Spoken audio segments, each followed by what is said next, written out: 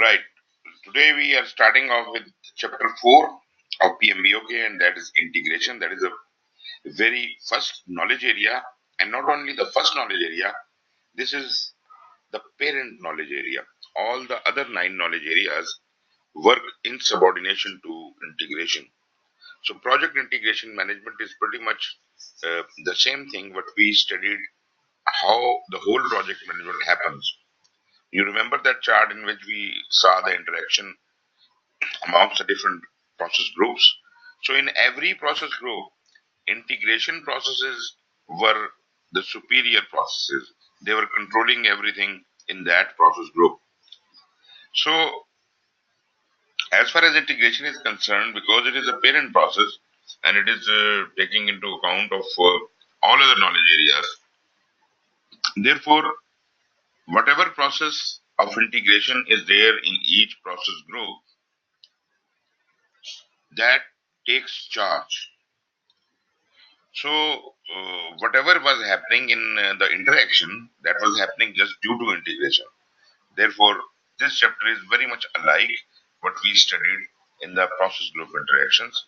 So, whatever was happening, that was through interaction, integration, and we will see to it how we can prove that.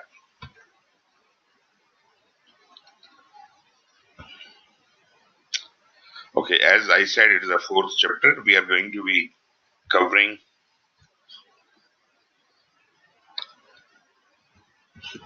Sorry, right.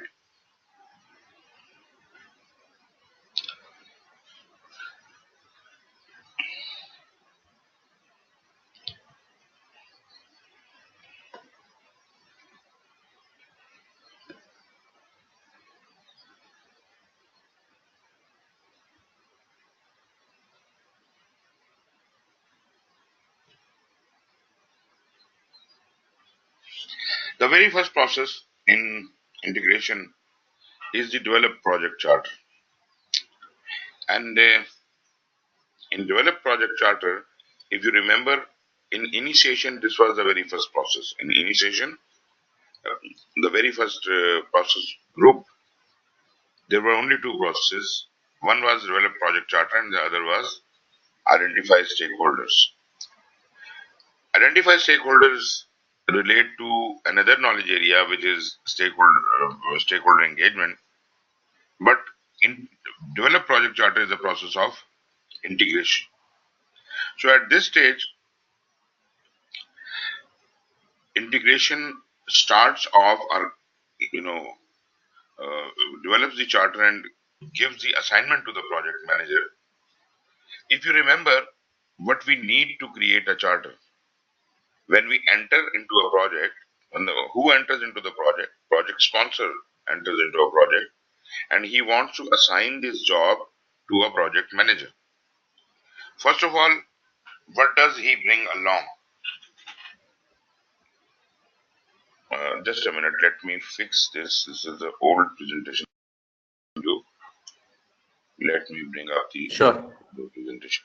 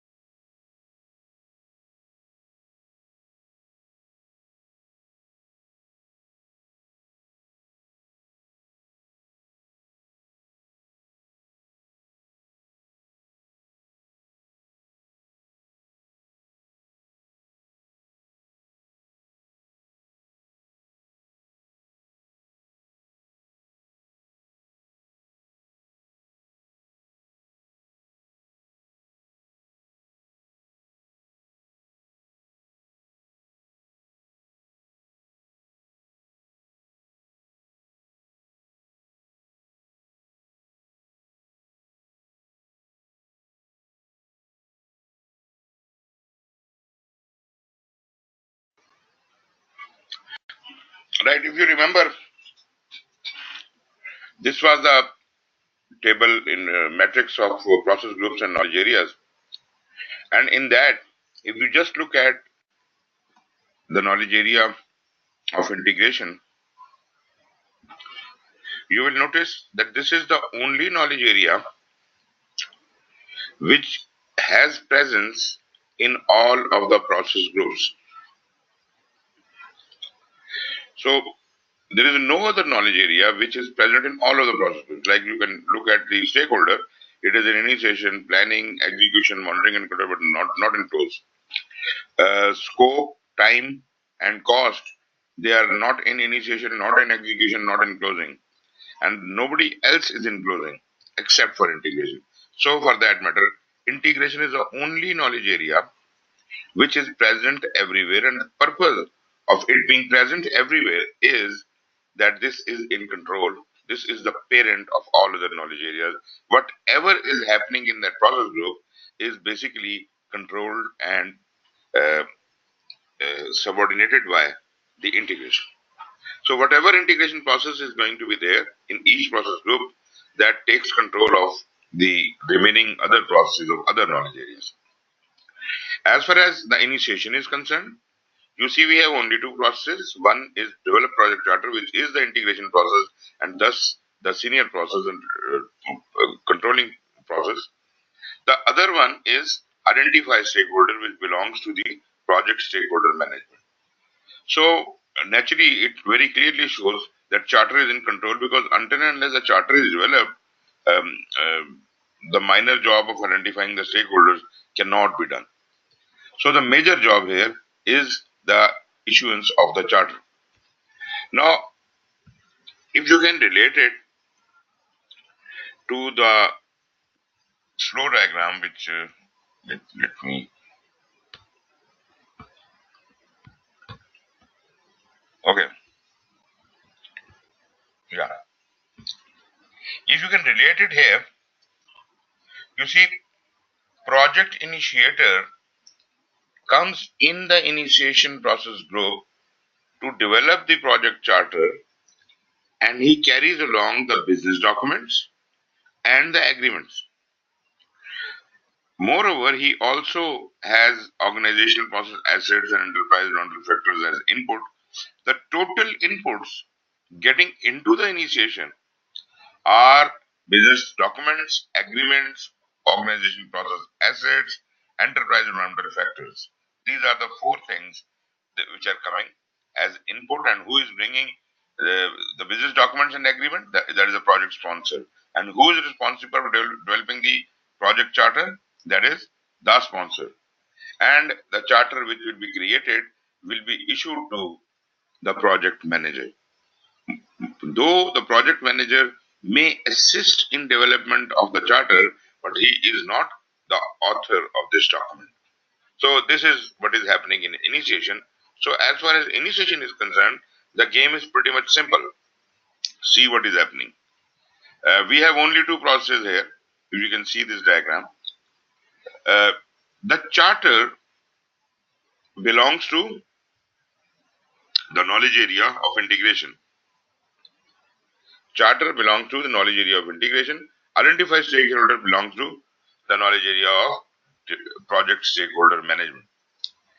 Because integration is in control, or for that matter, project charter is in control here in initiation, it has been shown with a circular arrow, a circular dotted arrow, showing who is in control. And project charter have to interact with identified stakeholders, meaning what? That stakeholder management, the identified stakeholder process, is a subordinate process to this. So we understand we have to create charter, although we are not supposed to be discussing identified stakeholder right now, because we are talking about integration. So this is my process here. Going back, let us see what else is happening. In planning, I have only one process, and that is develop project management plan. I mean, from integration, I have only one process, and that is develop project management plan. You can see here, just a minute. Yeah, you can see here under planning, there are lot many other things, but as far as the integration is concerned, develop project management plan. Only singular process. Now this process interacts with how many other processes? There were total of 24 processes, one being developed project management plan, remaining 23 processes somehow interact with project management plan, are subordinated to the project management plan. They all add up to form the project management plan. Therefore, this is in control. When we are in execution, we have two processes from integration and naturally some 10 other processes from other knowledge areas where we said that the scope, time and cost, they do not need to have their own processes for execution because their baselines, whatever has been finalized for scope and time and cost, those baselines, final plans were to be integratedly executed by integration through the process direct and manage project work. That is the reason we do not see any process of scope or time or cost in execution because direct and manage project work is taking care of that. So again, it clearly shows it is a controlling process, but it is not only one process. There is yet another process in execution from integration, and that is manage project knowledge.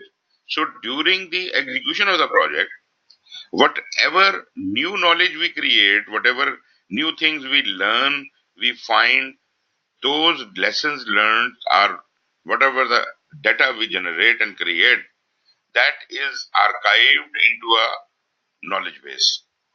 And that is specific to this project. So you can say this is the project knowledge base. So we manage that project knowledge, and that project knowledge is not only being used during the life of the project for the for the project itself, but after the project finishes, that is submitted to the organizational to be added into the organizational process assets. So this will become lessons learned for future projects to come. So these two processes are there. As I said, direct and managed project work is responsible for execution of scope, time, and cost, which is the main job, and the keeping record of whatever is happening, keeping everything into a knowledge base is the other integration process, that is manage project knowledge. All other knowledge areas, all other knowledge areas except for scope, time, and cost are subordinated to whatever is happening in integration.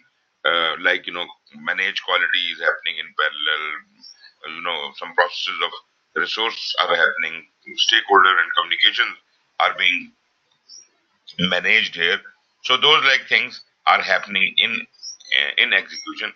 But the superior process, the parent process, are the integration process, direct and manage project work, and manage project knowledge. And out of these two, more important one is the direct and manage project work because that is responsible for executing the scope, time, and cost.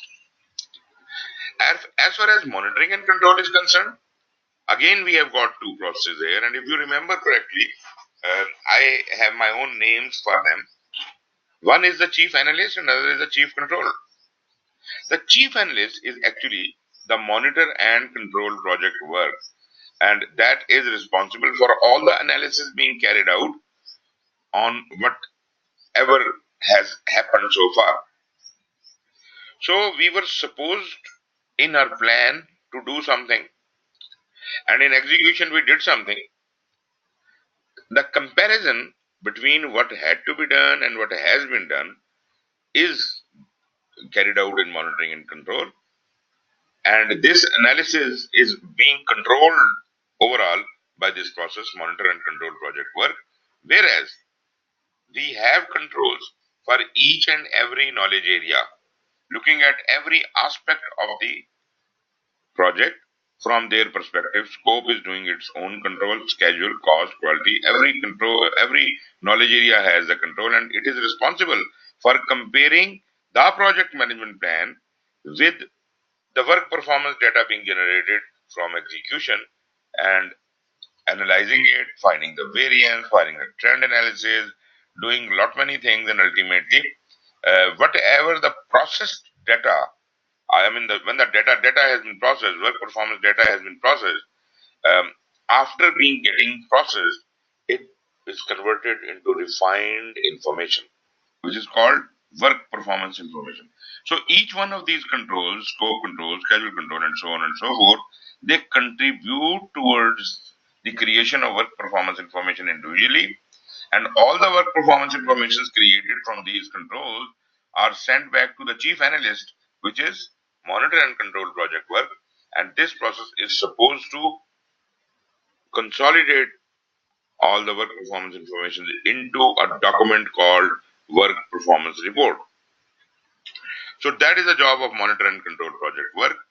And beside this, all these controls of other knowledge areas are at liberty to move a change request if they feel that in their area there is a problem. So to fix that problem, and what is the problem? Problem can only be that something has happened which has affected the scope or time or cost. So this is the criteria, this is the litmus test. If there is a unbearable change in scope, time or cost, only then the change request can be moved. But this change request can be moved by any of the knowledge areas. It is not only scope control or schedule control or cost control that can move this change request, even human resource, the resource control, or the stakeholder management or the communication management can move this change request. But again, anyone and everyone would be having the same check. If the change I am suggesting is going to impact the scope, time or cost, only then it will be considered as a fit case for change request. Otherwise, this is the prerogative of the project manager. He probably can fix it by himself. We don't need to seek any permission from anyone. Why are we doing this? Why are we moving the change request, especially in the case of scope, time, and cost? That is because these three things, these three plans had been finalized and baselined. The boss has actually approved these three baselines or these three plans, and we were supposed to execute things exactly according to that. And if there is something which could impact the change in scope, time, or cost, that is a change request because that has to be amended and updated into the project documents. And yes, of course, the change request can be moved. Um, and even the chief analyst, the monitor and control project work, can have a holistic view. And if there is still a change which he thinks that nobody else has moved and it is a fit case, so he can also move this change request. So all the change requests which are being moved from here and there, even from execution, they all land up at one place, and that is which I call chief controller. And what is the chief controller? This is a second process in monitoring and control for integration. That is perform integrated change control. Perform integrated change control is responsible to receive all the change requests from where? From execution, direct and manage project work, from monitor and control project work, from validate scope, control schedule, control cost, and all the controls. So this is a one single point or place where all the change requests are sent, and the decision about the fate of each change request is done here, is taken here. Naturally, the project board would ultimately come here and they will decide the fate of this, but this all decision is to be taken here in perform integrated change control. Once that is done, uh, the project management plan and other project documents which were created in planning will be amended accordingly, and we will send it back to execution, and as if execution knows that these changes have been approved. So approved change requests from integrated change control are sent back to direct and manage project work, as if he knows that these changes have been made, and the subsequent execution would be according to the new documents, updated plan, and updated project documents. And this way, we keep fixing the problems and we keep sending it back to execution until and unless everything is done right and we have the deliverables without any defect. So once that time reaches, we have nothing more to do in monitoring and control. We cannot send anything back to execution. So our cycling back is done and completed. And therefore, I have only one way to move, and that is move forward towards closing. And in closing, integration has only one process, and this is the only process in closing. No, there is no subordinate process for closing, and that is one process. Close project R phase is responsible for closing out the project in all aspects. Not only the project, but if you have got phases, each phase will be closed out the same way.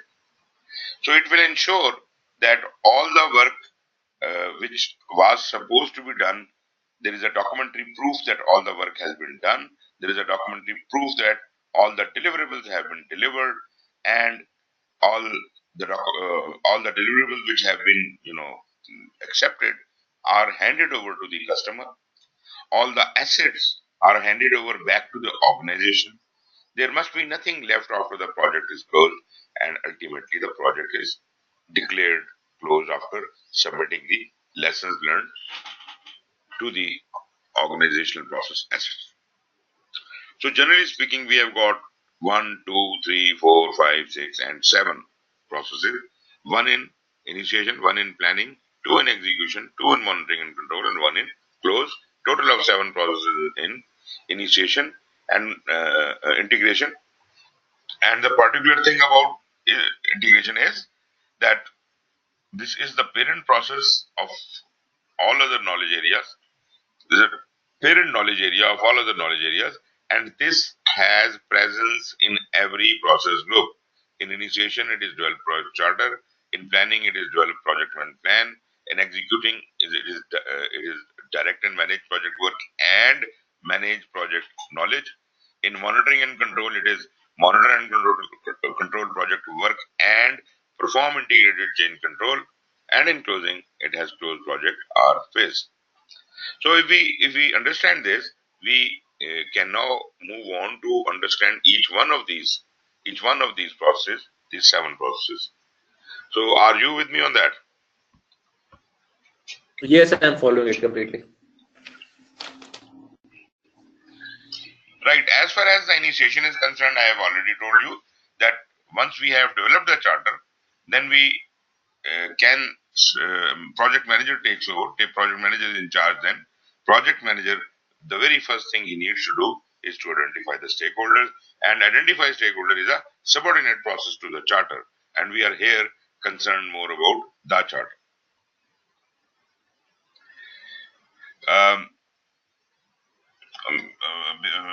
Let me explain here also the other 4 process groups, as if we are conveniently understanding this later on. Here you can see the project management plan, develop project management plan. This is planning. Develop project management plan is shown at the hub of affairs in the center. And again, that dotted circular arrow surrounds the integration process, develop project management plan. So this will interact with all other knowledge areas. And what are these all other knowledge areas? Naturally, they are scope, time, cost, and everything. And some have got more processes, some have got less processes. You remember, I told you that scope, time, and cost are to be deliberated very much because they are the key objectives. So scope, time, and cost are having a number of processes here. Scope has got these 4 processes, time has got these 5 processes, cost has got these 3 processes, and because of the estimation requirement, the resource also has estimate activity resources, so that it has got 2 processes. Then we said risk has its own importance separately, and that is due to the uncertainty, and we want to be proactive and we want to plan in detail. Therefore, risk is also planned through 5 processes. Now, everything else like plan stakeholder management, plan procurement, plan communication, plan quality management. They all have one process each, and actually the integration, which is controlling develop project management plan, is one process. So total there are 24 processes, but develop project management plan sitting at the hub of the affairs controls all the remaining 23 processes in one way or the other. So this is here. If you just want to have a look at what is happening in each one of these knowledge areas, just look at scope. So what is happening with scope? We are going to be developing a scope management plan. We will be collecting the requirements. We'll be analyzing those requirements. And after we have understood and confirmed those requirements, we will then define the scope. This is the scope being defined by the project manager. It is not the scope which has been given to him in the charter, because the scope which was provided to him in the charter was not prepared or justified by him. Project manager did not create that scope. He was given a scope. Now he has to agree or disagree with it. After having confirmed the requirements, he is now in a better position to develop the scope, and we will develop the product scope and the project scope. You must have a product scope before the project scope can be created, because product scope is a mouthpiece of the requirements. What all has to be included in the deliverable, that is the scope of the product, and how you will go about it, that is within the scope of the project. What all can be has to be done. This basically defines scope, basically culminates into a scope statement for the project, which is the most detailed document so far. Based on this document, we will further divide it in work breakdown structure. We will break these this project uh, scope into further jobs and activities. Once that is done and that is finalized, we will baseline it, because scope job is done. We have finalized the scope. Scope has to be baselined, approved by the boss, and fixed, frozen. Then we move on to scheduling. In scheduling, again, the very first job is to develop a schedule management plan, which defines how the subsequent jobs are to be done, like how to define activities and sequence and whatever. So after I have defined that rules, now I move on to the first activity to define the activities. So the WBS I created in scope will be further broken down or elaborated into activities. And these are actually those activities which we will have to perform. So these activities once identified, then we can simultaneously start working on the sequencing of those activities as well as the activity duration estimation. Sequencing means what comes first and what comes later, what is dependent on what job should be done first, and which job is dependent on the culmination or finish of this job. Then we have got each activity which we have identified, we have to calculate and estimate how much time each activity will take. Naturally, once we are estimating this, we are, on the other hand, we are in cost, we are estimating the cost. In resource, we are estimating the resources. Actually, all three of these estimates, estimate activity duration, estimate cost, and estimate activity resources, affect each other, and we have to adjust according to the best situation in all of these three estimates. Now that I have all the data, it is put together in form of a schedule, and the Gantt chart, how the project will be done, comes into life. Though this story is not that simple, but yes, once we have finalized the schedule, we have developed the schedule, we baseline that, we freeze that, we get it approved by our boss, and this also gets frozen. So this is the second objective. After scope, this is the second objective. As far as cost is concerned, we start with the cost management plan.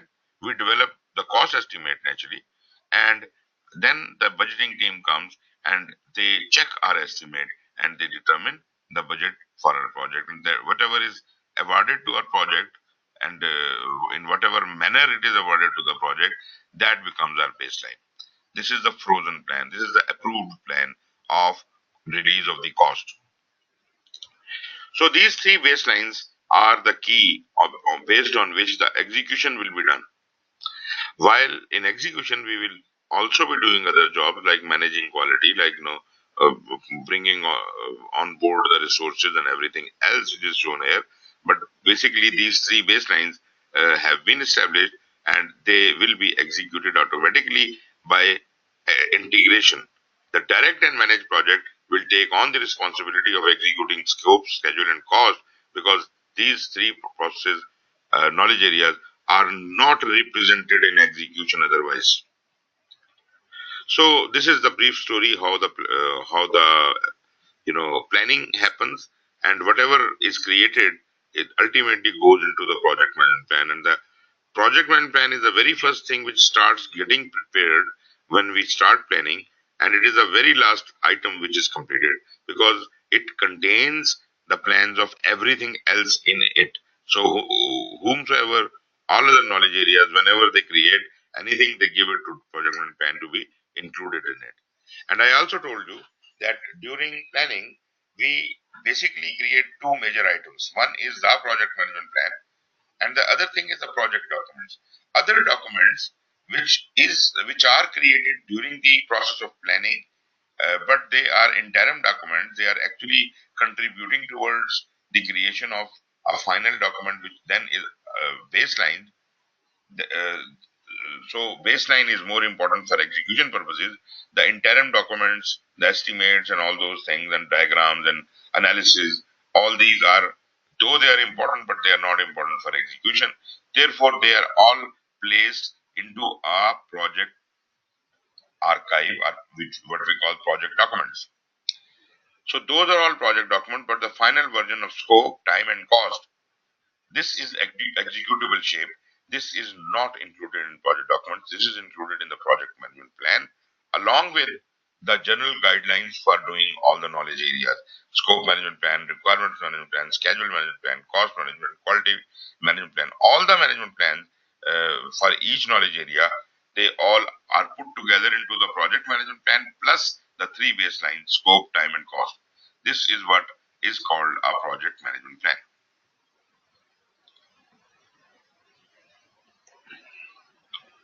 Okay. After planning, when we have the project management plan in place, naturally that is communicated to all processes of execution as if the execution can take place. It is communicated to all the processes of monitoring and control as the monitoring and control can take place, and can check the things how they are happening, and closing as if it can be finally paper audited, and ultimately this can be put to use.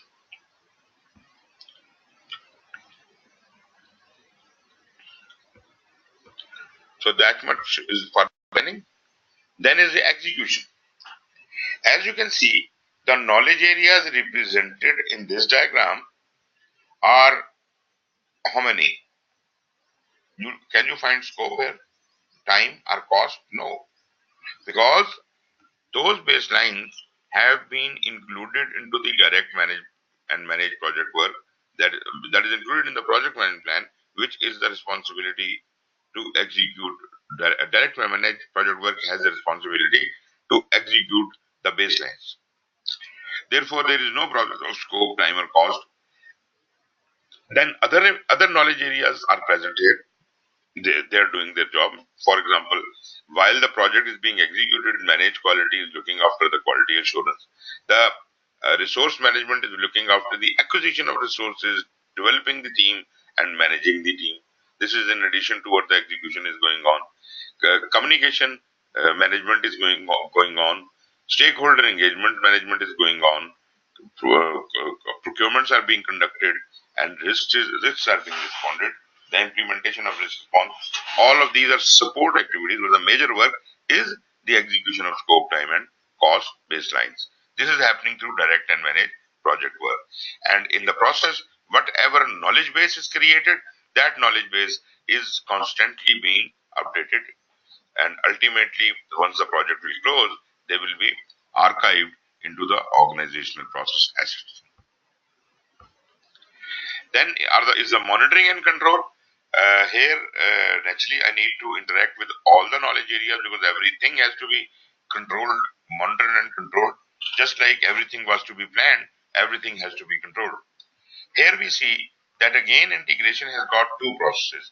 As I said, monitor and control project work is the chief analyst, and what is it chief of?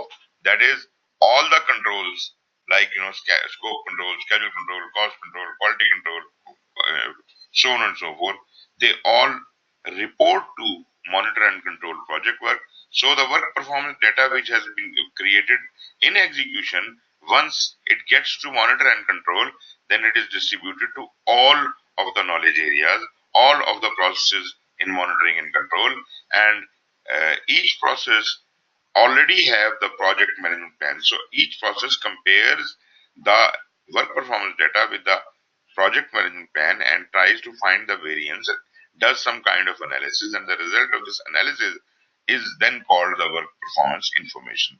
So work performance information would be created from each and every control in monitoring and control, like scope control, schedule control, and all the controls will be creating are generating the work performance information, and all these work performance information will go to monitor and control project work as if it can be consolidated into work performance report. Moreover, the other process, the perform integrated change control, as I was saying earlier, uh, all the change requests, no matter from where they are coming, they will land up here. Even from execution, there is a change request coming, so it is also landing up here. And each one of these controls who have analyzed the situation, if they find there is some disparity, there is some change request for which is impacting the scope, time, and cost, uh, all such change requests would be sent to perform integrated change control, and it would be the responsibility of this process to get those change requests processed. They may be approved, they may be rejected, but the processing of the change request does happen in this process, which is perform integrated change control. So these two processes, monitor and control project work, which is I call the chief analyst, and perform integrated change control, which I call the chief controller, these are in control, and they are the integration processes. As far as close is concerned, integration has the only process is close project and phase, which belongs to integration. There is no other process. So this process is responsible for closing down all of the things, checking all the documents and everything, and handing over the goods to the customer and lessons learned to the organization. So this is how the various process groups interact. And we also understand, we have already talked about how the information flows. Naturally, work performance data, work performance information, and work performance reports we have already talked about. How do they interact? From project execution, the work performance data is generated. Then all the various controlling processes, each treats this work performance data by comparing it with the project management plan and yields a processed result which is called work performance information. This work performance information are all from all different controls are consolidated by overall project control or monitor and control project work, which converts it into work performance reports. Now, on the other hand, all those requests, the work performance info, or controlling processes may have felt that there is a change request required. So those change requests, here is a change request going. Uh, if there is a need for approval of the change request, this is integrated change control. Here, all the change requests are received and approved, are rejected. Those change requests which are approved, they impact the project management plan and project documents. Naturally, things are updated as per the change request, approved change request, and then whatever are the changes are communicated to the project team and the project stakeholders as if the further execution, the remaining execution would take into account those amendments. There are cases where there is no change request required, but still there are small little changes which like changing of a staff member or something, which does not impact the scope, time, and cost. So, what was the formula for moving the change request? there must be some impact on the scope, time and cost. If there is no impact on scope, time and cost, then it does not qualify to be a change request. Such a change, such a small change, would be the prerogative of the project manager himself, and that way he can decide to change anything which is not impacting scope, time and cost, and accordingly update the project management plan and project documents if required, and communicate to the respective people. So here there is no need to go for change, for integrated change control. So such like changes are in the power of the project manager, and he can do it himself and update the documents accordingly. There is a third scenario in which there is no change request and there is not even a need to make any amendment to the project management plan or project documents, but we just need to release certain instructions. We just want to give some corrective action instructions or some preventive action instructions to the team or the stakeholders. So in that case, direct communication can happen, and project manager, project team members and stakeholders can be informed what preventive or corrective measures they are supposed to be taking. So this is the whole story of the project information. So once we are done with it, now we will be better able to understand the integration. Okay, so good so far? Yes, I'm following everything. That's fine. Right. So integration, these actions should be applied from start of the project through completion. So this is mandatory that integration is there in a parental role right from the beginning of the project till the project ends. So all other knowledge areas may relax, but integration cannot. So this includes making choices about the resource allocation, balancing competing demands, examining any alternatives, tailoring the processes, managing the interdependencies. Now you see the basic credit of whatever any other knowledge area is doing is taken up by integration, because integration is in that driving seat. So integration takes on the responsibility of the whole project. The processes which are done during integration, as we have already discussed in previous slides, are develop project charter naturally it is the initiation, develop project plan, it is a planning. Then we have two processes: direct and manage project work and manage project knowledge. These both are in execution.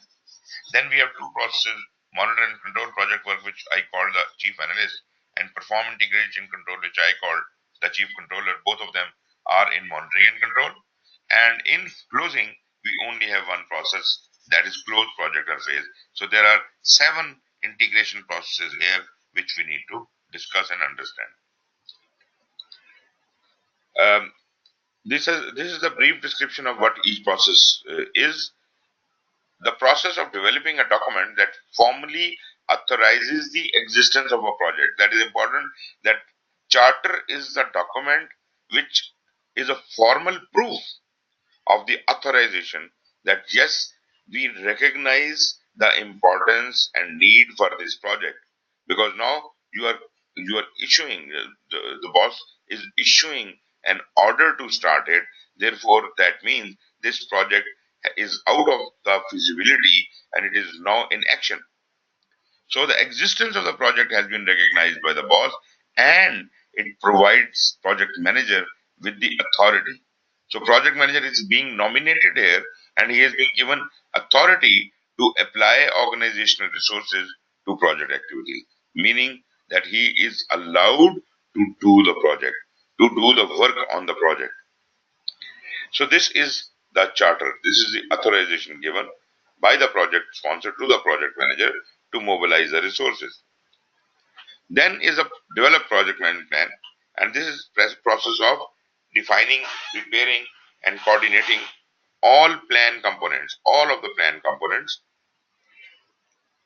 and then consolidating them into an integrated project management plan. So the key here is the project management plan, which is ultimately being executed. Where is it executed? We have to go to execution. In execution process group, the, the process direct and manage project work is responsible for physical execution of the project, especially the three baselines of scope and time and cost. The process of leading and performing the work defined in the project management plan and implementing approved changes. So if at all there is a change request and that gets approved, that also gets back to direct and manage project work, and then it implements that approved change request also alongside the whatever project management plan is there. And it is why are we doing all this? Just for the purpose of achieving the project objectives.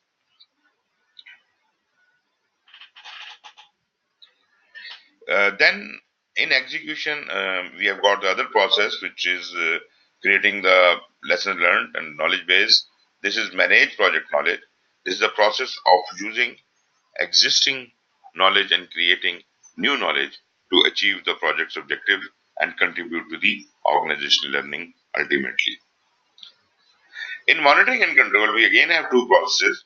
First of all, the monitor and control project work, which uh, process of tracking, reviewing, and reporting overall progress to meet the performance objective defined in the project management plan. Just hold on a second, please. Sure.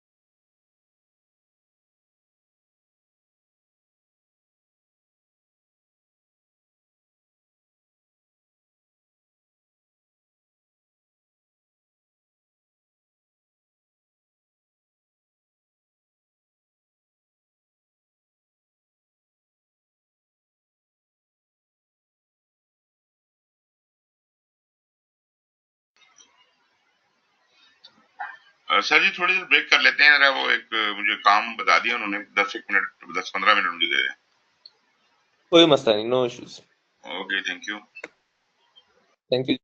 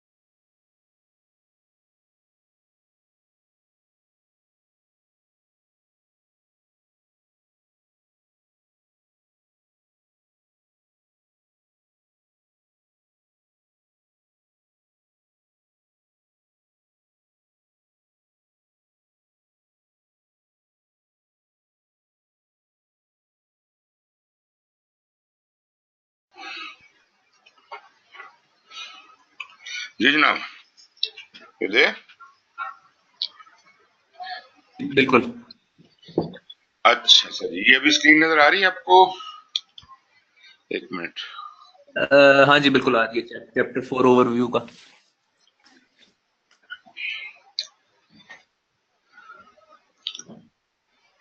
ये right. So integration has 7 processes, and this is a summary of all those 7 processes. Although we will go through them, but you see, in a consolidated view, here you can see all the 7 processes, and if you can look at it closely, for each process, all the required inputs and the tools and techniques and outputs are also mentioned here.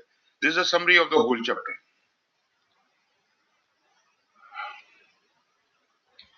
Then we have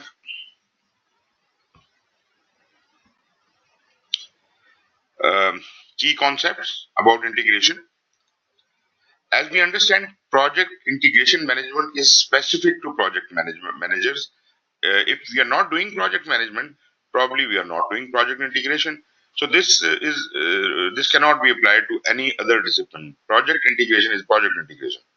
Whereas other knowledge areas may be managed by specialists, like cost analysis and scheduling. You need to have a specialist in the area of cost or schedule or risk or whatever. The accountability of project integration management cannot be delegated or transferred. So this is something to be done by people who is controlling the whole thing or at the helm of the affairs. The project manager is the one who combines the result in all the other knowledge areas and has the overall view of the project. The project manager is ultimately responsible for the project as a whole, meaning what?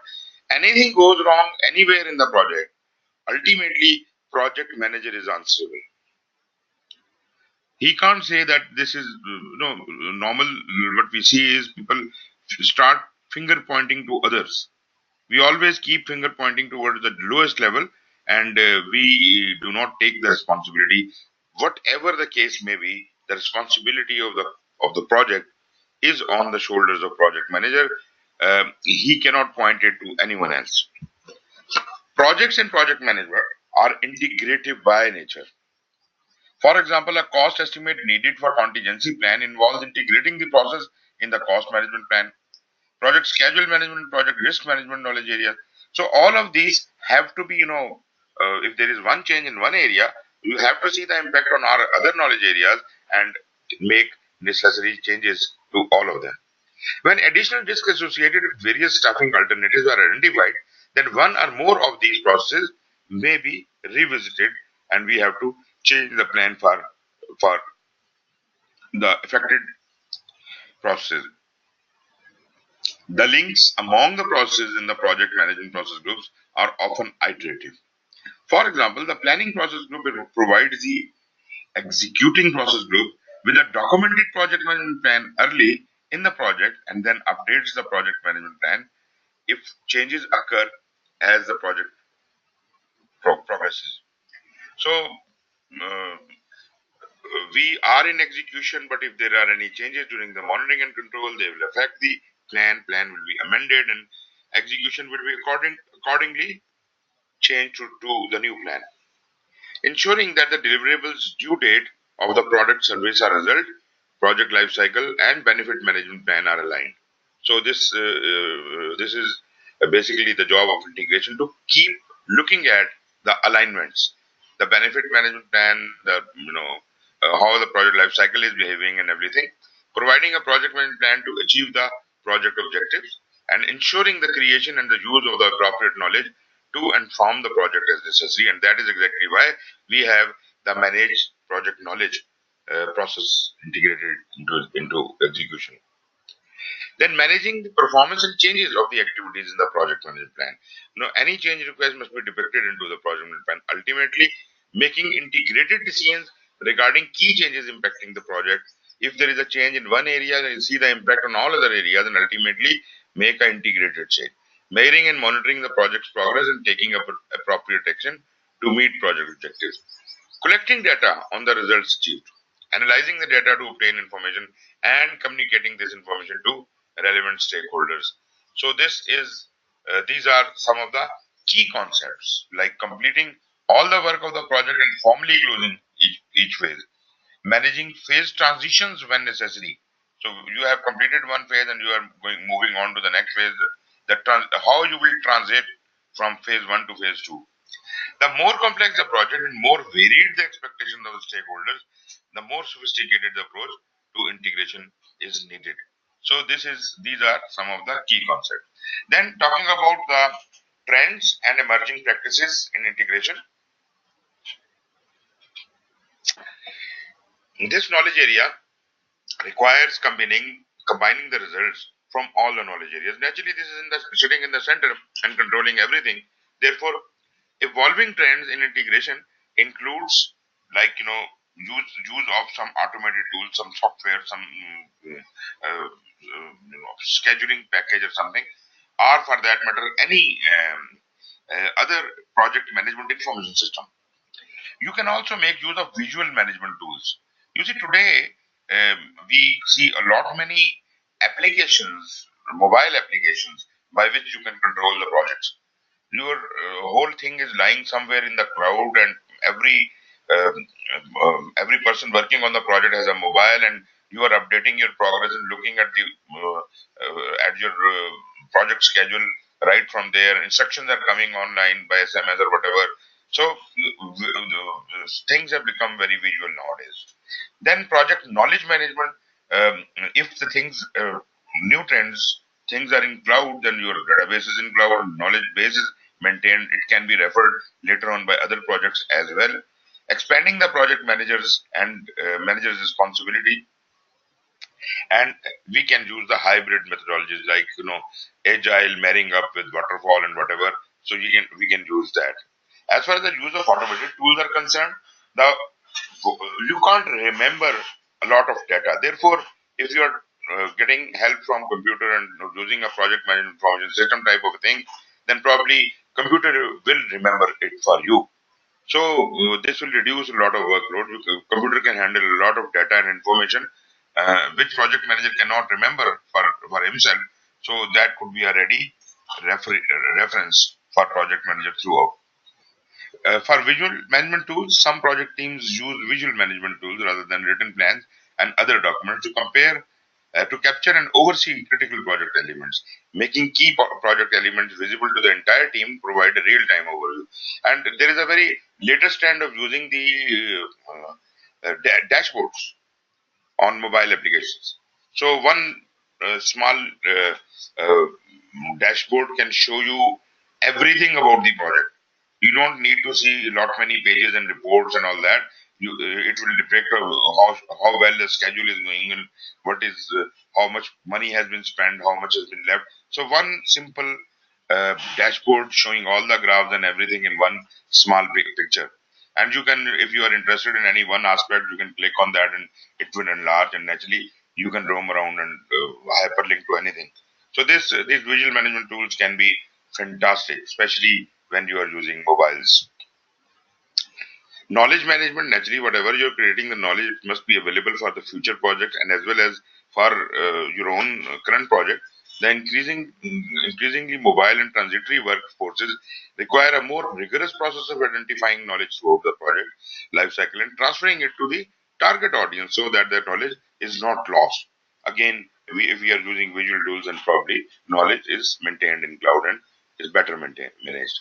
Expanding the project manager's responsibility. Project managers are being called on to initiate and finalize the project, such as project business case development and benefit management. Historically, these activities have been responsibility of management in the project management office, but project managers are more frequently collaborating with them to better meet project objectives and deliver benefits. As I was telling earlier, we were studying yesterday, there is an expectation in the organization that project manager will, in addition to his job, he will also be the business analyst. So probably you are trying to involve the project manager much before his job starts. So you are increasing his responsibilities, you're expanding his role, but at the same time project manager uh, will get some benefit out of it, naturally, because he will understand his project better. He would be involved much earlier than the project starts. Therefore, he would be in full control. He will be in the driving seat. Project manager is also engaged in more comprehensive identification and engagement of stakeholders. This includes managing the interfaces with various functional and operational departments and senior management personnel. Then we have hybrid methodologies. Some project management methodologies are evolving to incorporate successfully applied new practices. For example, agile and other agile iterative practices. This is the mm, latest of today. Business analysis techniques are also like in requirement management. There are certain tools which are to handle for the complex elements in projects and organizational change management methods to prepare for transitioning the project outputs into the organization. So yes, why not? We should be able to use the new technologies, new methods, and somehow marry them up, create hybrid methodologies. As far as tailoring is concerned, as we said earlier, that PMBOK is all about tailoring. You need to tailor your solution according to your needs of the organization. Because each project is unique, the project manager may need to tailor the way the project integration management processes are required. Considerations for tailoring include the project life cycle can be tailored, development life cycle can be tailored, management approaches, knowledge management, change, how the change will occur, governance, how it is translated, lessons learned, benefits. This all has to be tailored as per the requirement of the specific project.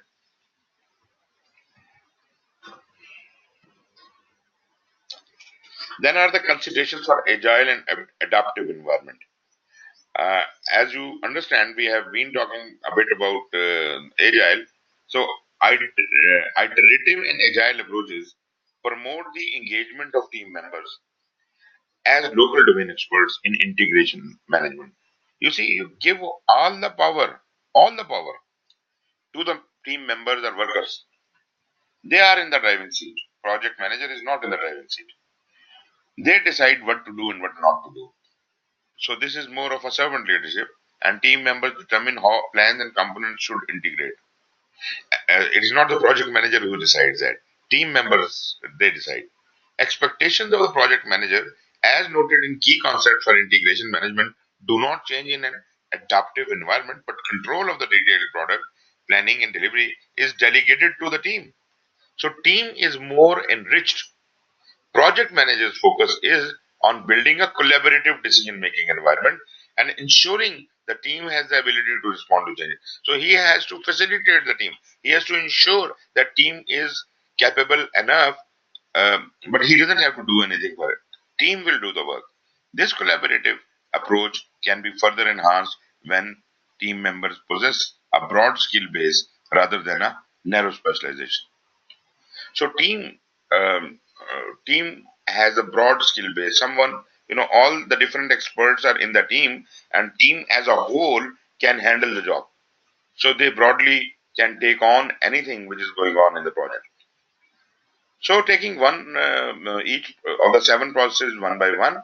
I won't like to go into much detail of these things because we have been talking about what a charter is, who makes the charter. So this is going to be the repetition.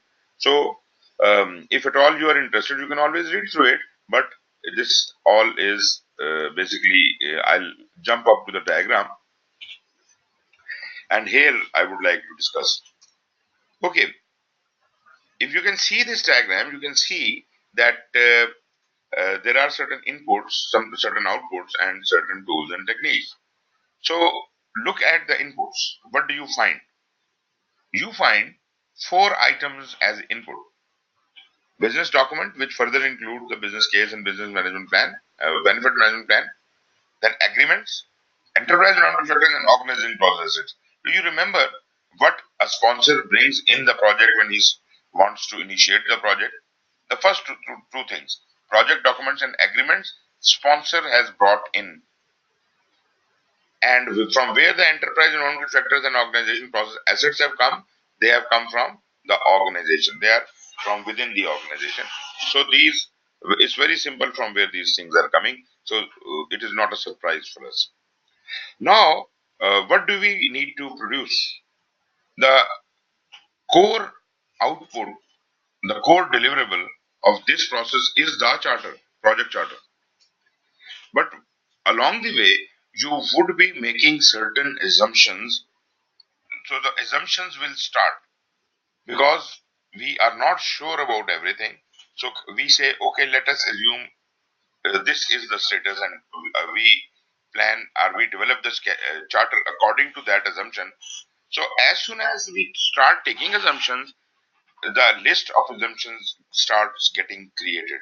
So assumption log will be created, and which will be updated later as the assumptions change or new assumptions are added. Let's get back to the tools and techniques. First tool here shown here is the expert judgment. What is expert judgment? Naturally, it is the expertise of the project manager himself, but it is not only what he thinks or his experience. It is also the experience of people with whom he can interact and get an opinion. He can always get the opinion from his team members. He can always get to other departmental heads or other experts around him, maybe subject matter experts, maybe outside of the sphere of the stakeholders and organization. He can go to any time, anywhere to get this advice. So expert judgment is that. So while developing the charter, he can consult anyone to get some help. Then is the data gathering. Naturally, the charter you are developing for this specific project, you have to know about this project and the needs and requirements of this project. So data gathering should be done. Naturally, I'm not saying that it should be done in a very in too much of detail, but still you need to write a charter, and to write the charter.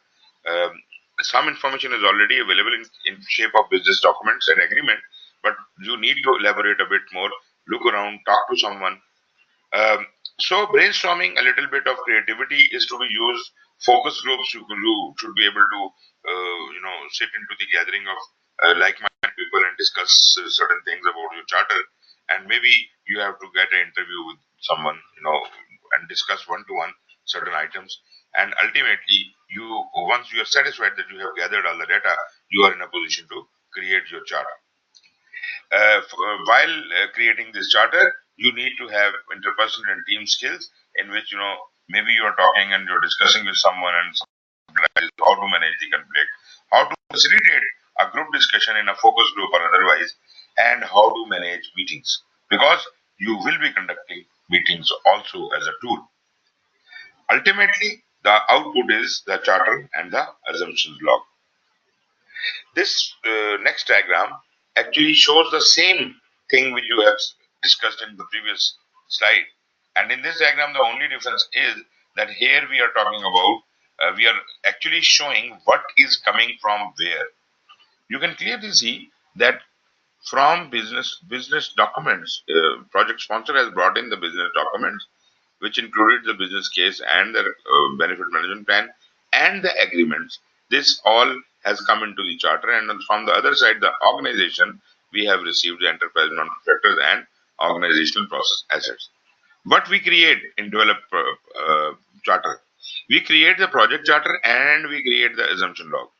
As far as the assumption log is concerned, that is deposited into the project documents, and whenever it is required, it will be pulled out and it will be updated.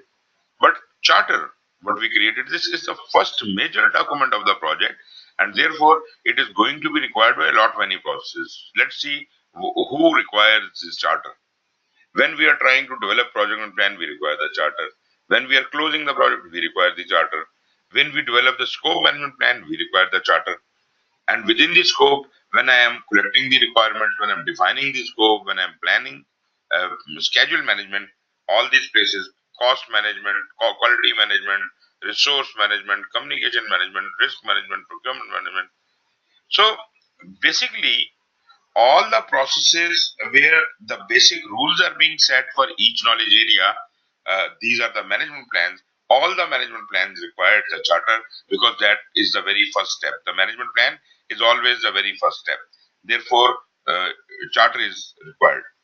Moreover, all the initial stages, initial processes of scope, like collecting the requirements and defining this scope. Till then, I require charter. Later than that, we will have enough documentation to follow, and we don't need charter any longer. In stakeholder, naturally stakeholder management plan will definitely require the charter, but identify stakeholder which is happening in initiation immediately after the development of charter. We have nothing else to feed it to, so we need project charter for identification of stakeholders. This diagram, we should be able to interpret it. It gives us a lot more information than the previous chart, previous table. Previous table was only telling us what is the input, what is the output, what is the tool and technique. But here we know what is coming from where and what is going where. So this is an additional information in this flow diagram.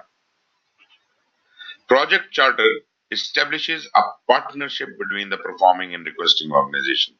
In the case of external projects, a formal contract is typically the preferred way to establish an agreement. Project charter may still be used to establish internal agreements within an organization to ensure proper delivery under the contract.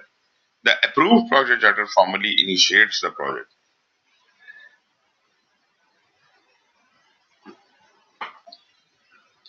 Project manager is identified and assigned as early in the project as is feasible, preferably while the project charter is being developed and always prior to the start of planning.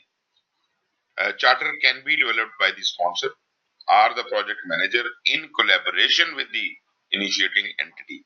It is not saying the project manager. If you read it till then, project can be developed by sponsor or project charter. People read only this much and they say, you see it is written project charter, project manager can make the charter. No, it says our project manager in collaboration with the initiating entity. And who is the initiating entity? Sponsor. So sponsor has to be in collaboration. He is the author of this document. This collaboration allows the project manager to have a better understanding. So this is the purpose. Project manager must gain a better understanding. It is not that the project manager becomes responsible for the charter, but we are involving him just for the sake of making him understand the project better. So he would know the purpose, objective, and expected benefits of the project better. This understanding will better allow for the efficient resource allocation to project activities. Project charter provides the project manager with the authority to plan, execute, and control the project. So basically, you are authorizing the project manager to go ahead with the project. But this is the point of view of the project sponsor. Project manager has yet not spoken. Project manager cannot be considered to have accepted the assignment, although he has taken the orders and he has gone back to his cell, and he will probably be giving, you must give him some time as if he can respond back. And the response of the project manager is called the scope statement, which will be developed in the scope. Knowledge area scope, we will be having the response of the project manager. Anyway, that's beside the point. Here we are talking about the charter. This understanding will better allow for efficient resource allocation. Projects are initiated by an entity external to the project, such as a sponsor program and project management office. You see, project manager cannot initiate a project. Someone from outside has to initiate it. It may be a program manager, a portfolio manager, a PMO, or a sponsor, or any governing body, chairman, etc., CEO of the organization, whatever, but not within the organization, within the project. Project initiator or sponsor should be at the level that is appropriate to procure funding and commit resources. So this person must be senior enough and responsible enough to be able to help the project, facilitate the project. You should be turning to for your funding and resources and decisions to this person, and they should be able to take those decisions. He should be fully capable. Projects are initiated due to internal business needs or external influences. This we have talked a lot, that why projects can be started. Internal and external reasons can be there. These needs or influences often trigger the creation of a need analysis, feasibility study, business case, description of the situation that the project will address. So we have to be satisfied before the charter is issued. So even the project sponsor will satisfy himself, no matter if the feasibility has already been done and he has been assigned to get the project done.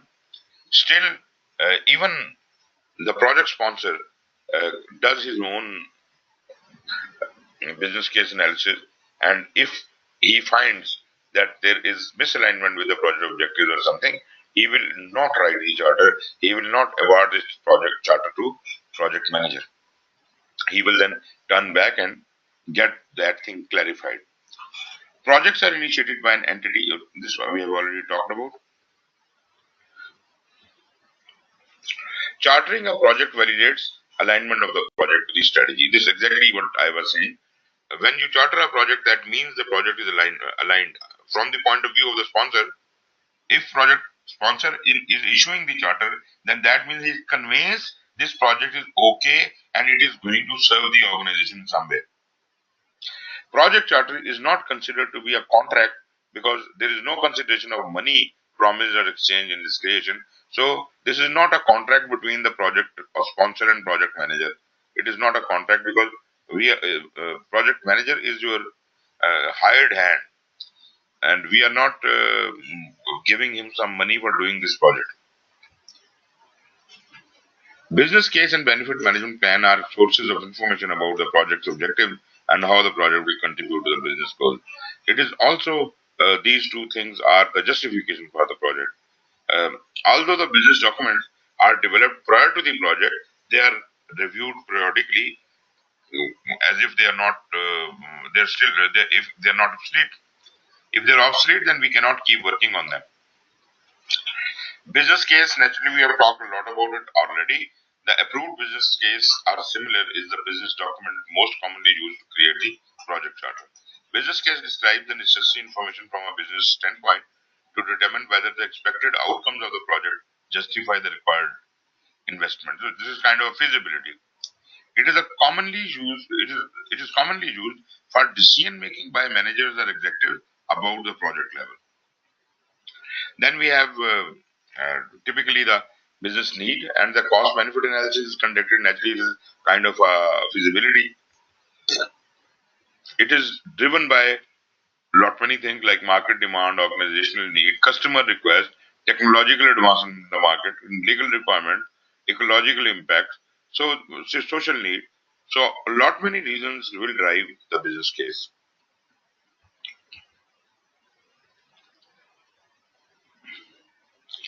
Then we have the agreements. Sorry. Agreements are used to define initial intention for a project. Agreements may take the form of contracts, memorandum of understanding, SLA, letter of agreement, letter of intent, whatever. So if two parties agree to do something, you are under a contract with some other party, so that will be the governing condition between the two. Then we have got enterprise non factors. A lot many things are there in enterprise non factors, but for creation of charter, you may be affected by the government or industry standards, legal or regulatory requirements, marketplace conditions, organizational culture and political climate, organizational governance framework, and the stakeholder expectation. You see, in these enterprise non factors, some are internal and some are external. So similarly, in organizational process assets, we have the organizational policies, processes and procedures, portfolio program and project governance framework, monitoring and reporting method, any templates, any historical information and lessons learned repository, etc. Then we have in tools and techniques, expert judgment is defined as a judgment provided based upon expertise in an application area. So, if you need an expertise on time and you take suggestion from a person who is too good in time, then probably you are losing his expert judgment. So you can get these expert judgments in various areas. Data gathering, we have got brainstorming, focus groups, and interviews. Brainstorming is a creativity technique. This technique is used to identify a list of ideas in a short period of time. It is conducted in a group environment, is led by a facilitator. Brainstorming comprises of two parts, idea generation and analysis. So brainstorming can be used to gather data and solution or ideas from stakeholders, subject matter experts and team members when developing the project charter. Then we have got the other tools, interpersonal and team skills, in which you work with focus groups, you conduct interviews, and you also will be able to use the conflict management, facilitate, and meeting management.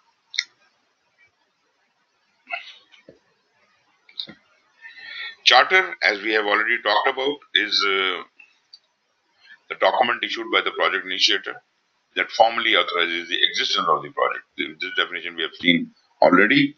And just to give you a view how a charter may look like, I'm not saying that this is the format of the charter, but these are some of the headings you should be including in your charter. For example, what is the purpose of your project? Your project objectives should be measurable. They must be in the objective, measurable project objective, and related success criteria must be provided. High level requirements only, high level project description, boundaries and key deliverables, overall project risk, summary milestones, pre-approved financial resources, and key stakeholder list. These are some of the headings which should be included in your charter.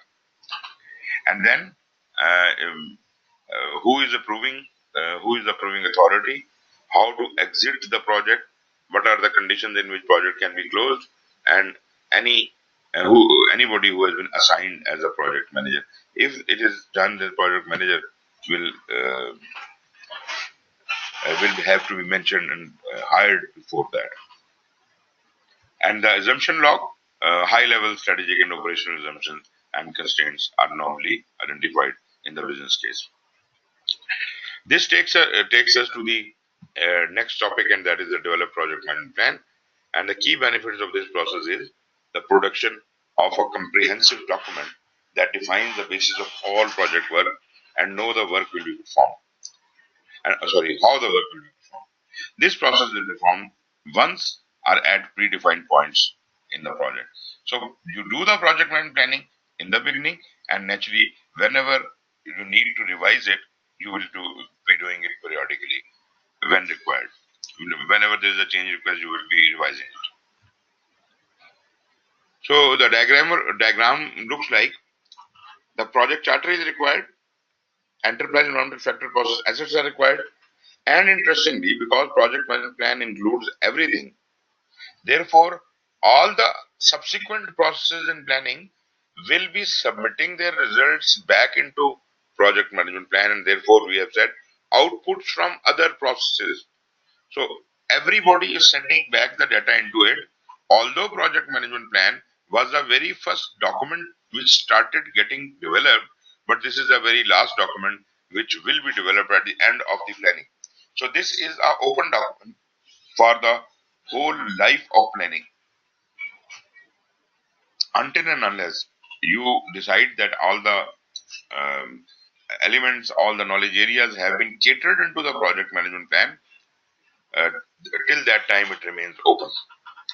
Now that is a big job, because you see, you have to keep including things until and unless you see the planning has been finalized, and then you should declare your project net plan goal. Uh, Tools and techniques to do that. Naturally, the expert judgment is going to be used. Data gathering techniques, which we have already discussed, will be used with an addition of checklists. So you may have a checklist that these items should be there in project plan. Have they all been received? And if they all have been received, then only then the project plan will be declared complete. Then in interpersonal and team skills, we have a little addition of facilitation. You need to facilitate, and ultimately, project management plan is the output which is to be created. So the things are getting simpler, because now the project management plan is created, and now it is going to be shared with all the subsequent processes of execution, monitoring, control, and close. I don't think there's a lot to go into the detail of this. There's nothing, just repetition of the same tools, same techniques and everything.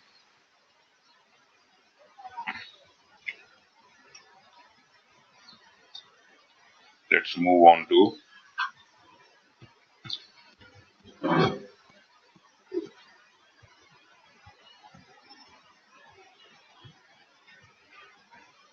okay, yes, this is important. I must focus on this one. Okay, what is included in a project management plan? We must be very clear about it.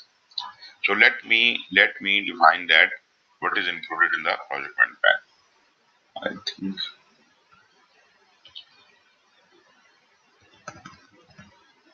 okay, I think I've gone too far. Let me get back. Right. So is there one question here? Yeah. Actually, not a question, but just one request, if it is possible. Do you have, because I've seen this as you explained the whole format of project charter, but project charter formally is something I've not ever seen myself in my career. Maybe in our organizations they are not formally prepared. Do you have a reference document as an example? I can go through and see how a certain project charter looks like. Maybe it's not based on the exact format you have shown, but maybe covering some of those. Yeah, I do have that, and I can share it with you. I have the sample formats of everything in the project management. So I'll share that folder on OneDrive, and you can download all of those things, and you can use them. Thank you very much. Most welcome.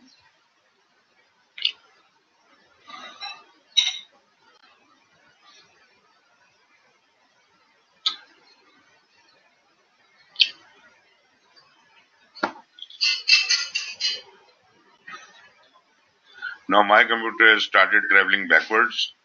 It is going all the way to the first slide.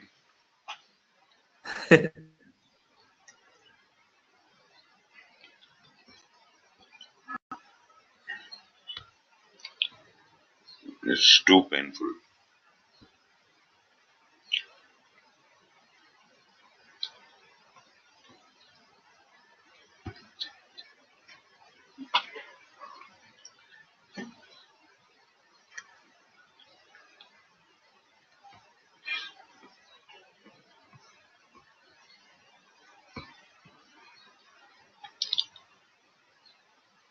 Okay, 4.1.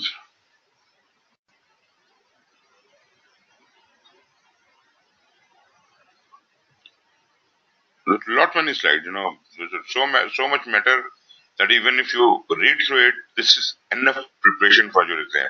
Everything is there. Right.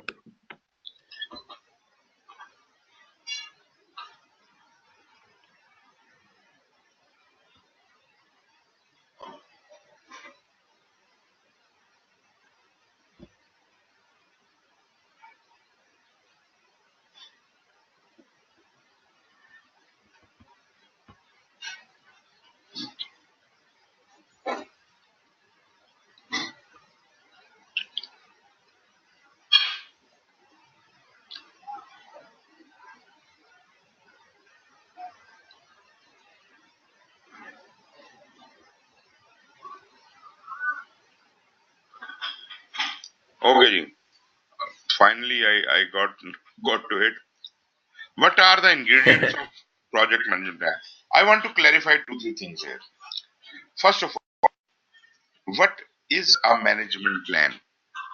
You know, Generally speaking, we think that when there is a management plan, this is everything, which is not true.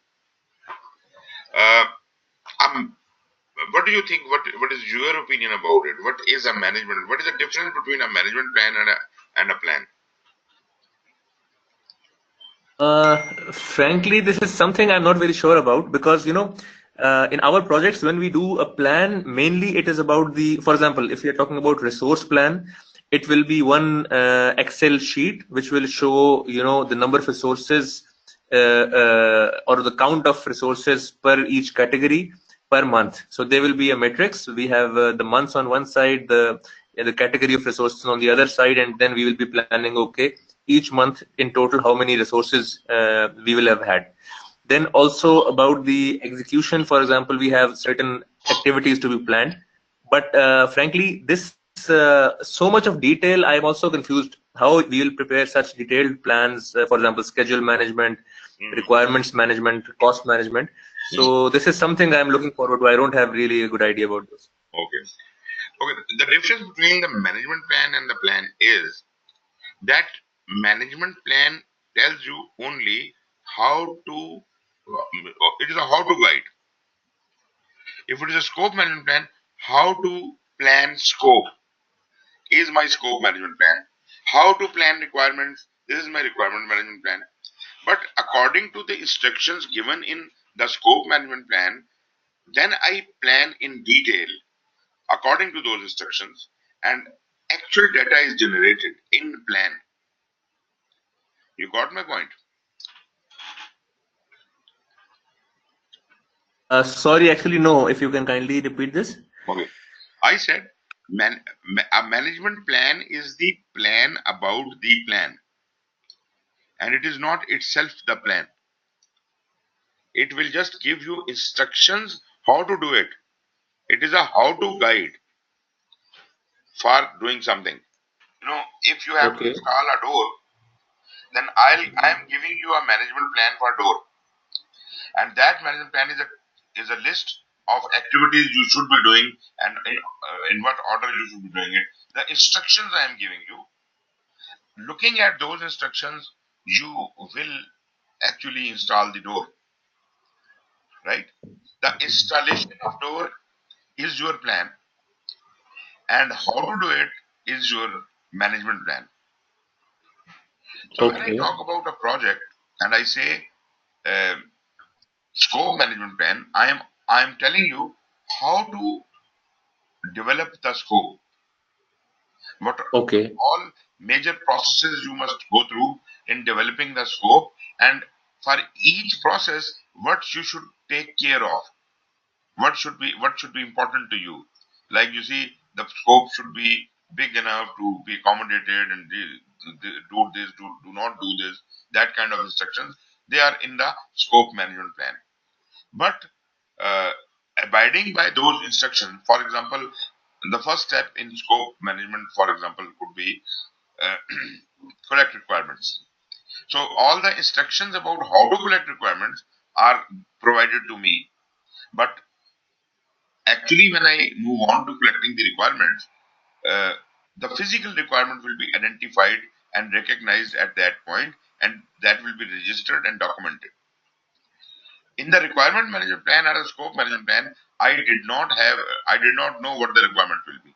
Similarly, when I'm developing a schedule management plan, I do not know what the activities will be, but I am instructing how to identify the activities, how to process them, general instructions about the whole thing, all the steps I will be providing in the management plan. But physical identification of the activity, linking of the activity in form of a schedule, and estimation of the duration and all that, this is to be done according to the schedule management plan.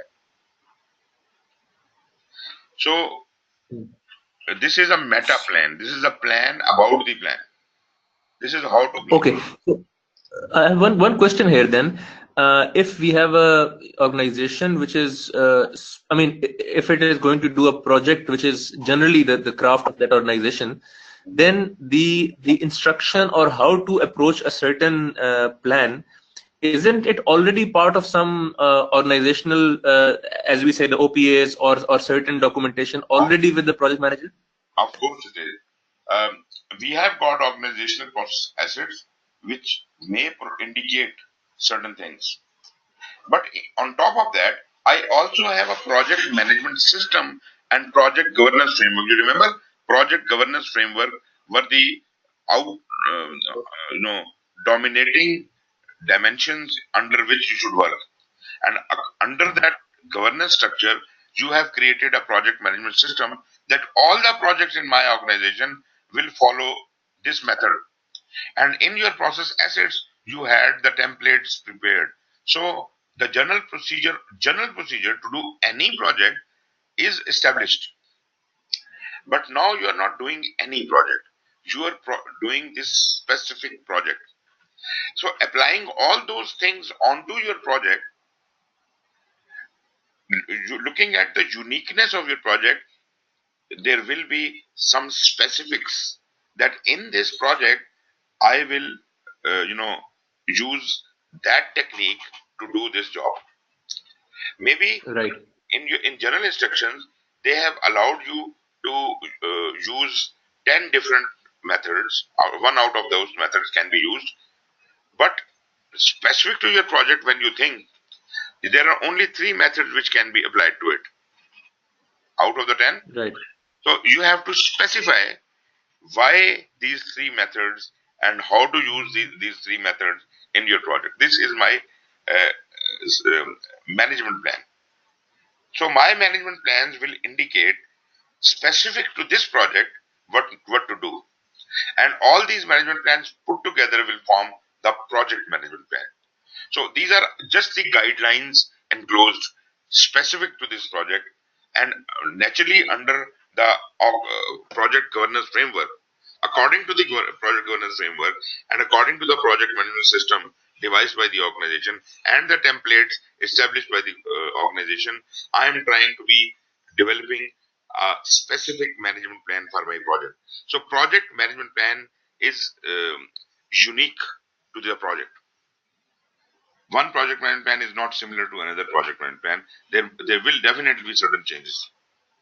So the guidelines provided for that is in it, and according to those guidelines, then we dig down and we start performing those processes.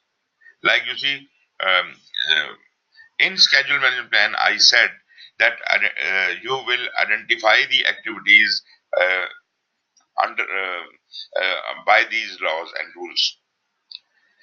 So now is the time that I'm trying to identify the activities.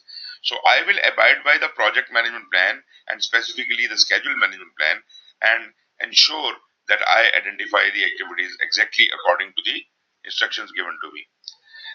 But that will result in a list of activities which was never there when I was having the schedule management plan. So this is something new. This data which is being generated, this I will keep in the project documents.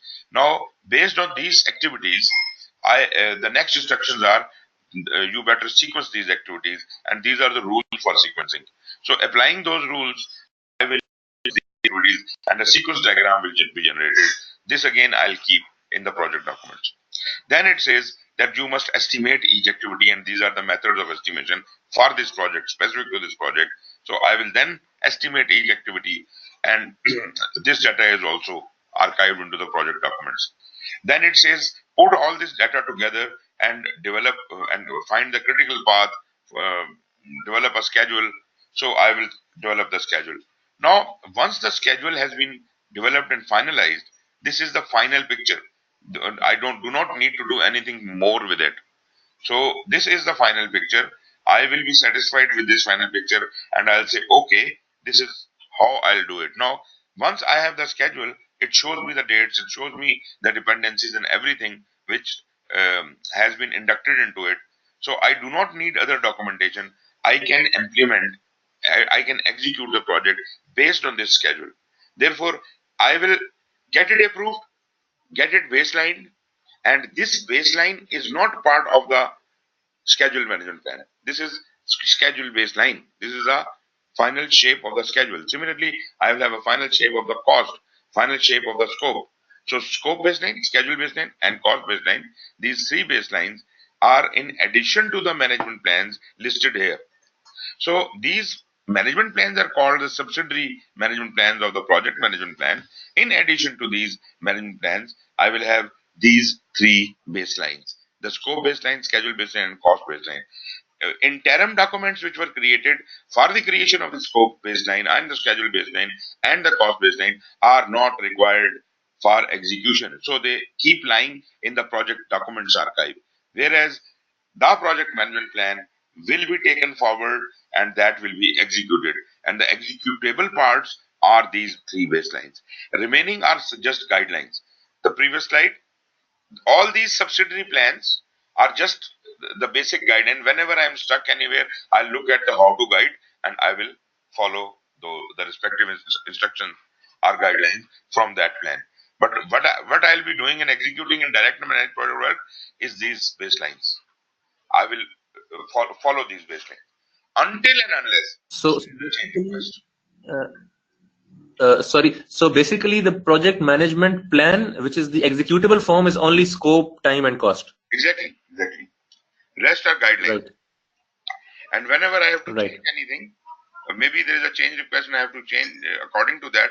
Then again, I'll open the management plans, respective management plan, see the instructions, and work according to that towards that change. And then a new shape will occur, and that will be my new baseline. So I will re-baseline that thing, and then amend the plans accordingly. It will be updated, Right. and then I'll go back to execution. So this is okay. Okay. In addition to all the management plans and all the baselines, there could be some additional optional components. For example, there could be a change management plan. How to bring the change? Now, why should it be an optional plan? Shouldn't it be a necessary plan? It depends, because it might not be required. For example, change management might not be required. So it is there apparently to be referred to in case it is required only. Otherwise, we might end the project without doing any change. But that is impossible. You cannot have a project without a change. You cannot predict the whole project 100%. There will be changes. Mhm. There will be uncertainties. So you will have change requests. So there need to be a mechanism for change control. So why sometimes we do not create change management plan is because we already have created the management plans for each knowledge area. And each knowledge area is responsible for the change management and configuration of that knowledge area.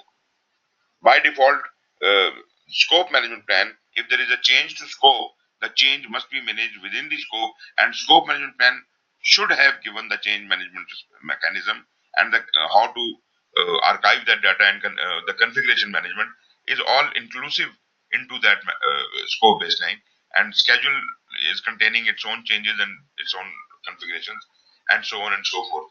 So if these things are already catered there, we don't need to have separate change management plan and a separate configuration management plan. But having said that, but what happens is that we do not have a unified change management plan or a unified configuration management plan. What if the change management plan given in scope is different than the one given in schedule, or different than the one given in cost? So if there is no consistency, then we have a problem, especially when we are dealing with a complex project. So to make the thing simple and consistent, what we do is we make a separate change management plan which is applicable to all management plans. So we have deleted the change management and configuration management portion from each subsidiary plan and put it all together in form of a separate change management plan and a separate configuration management plan. You got it? Yes, it's clear. Then we have got three baselines. Those three baselines could be consolidated together to be called as performance measurement baseline. But that is an option.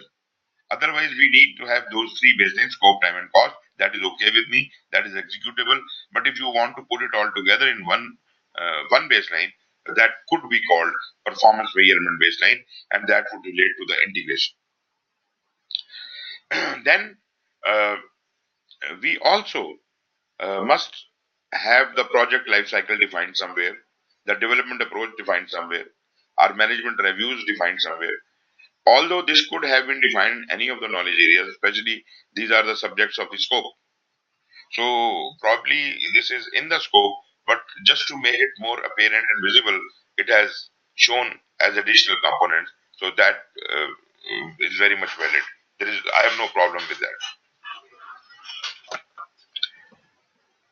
So if I can somehow list it down, all of these things, you can look at the table 4.1 in PMBOK 6th edition.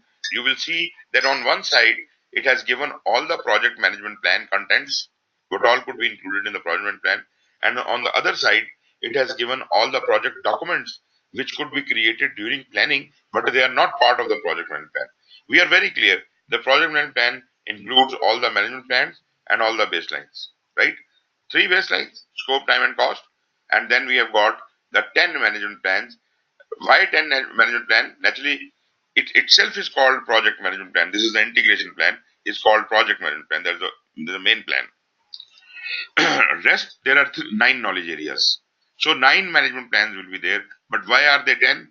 Because in scope, we have 2 management plans. One is the requirement management plan and one is the scope management plan. Both are handled by scope. So classically, there are 10 management plans, and then we have got 2 additional plans which are optional. These are the change management plan and the configuration management plan. Then we have got the optional other items like project lifecycle, development approach, and the performance measurement baseline. So put it all together, there are 18 items in the project management plan, and rest everything which is created during the planning, like activity attributes, activity list, assumption log, basis for estimate, change log, and so on and so forth. Everything else is put into the archive, that is the project document. Though we can use these things when required, but they are not part of the project management plan. These are not executables. The executables are scope, time, and cost basically. You got it? Yes, yes. Let's move on to direct and manage project work.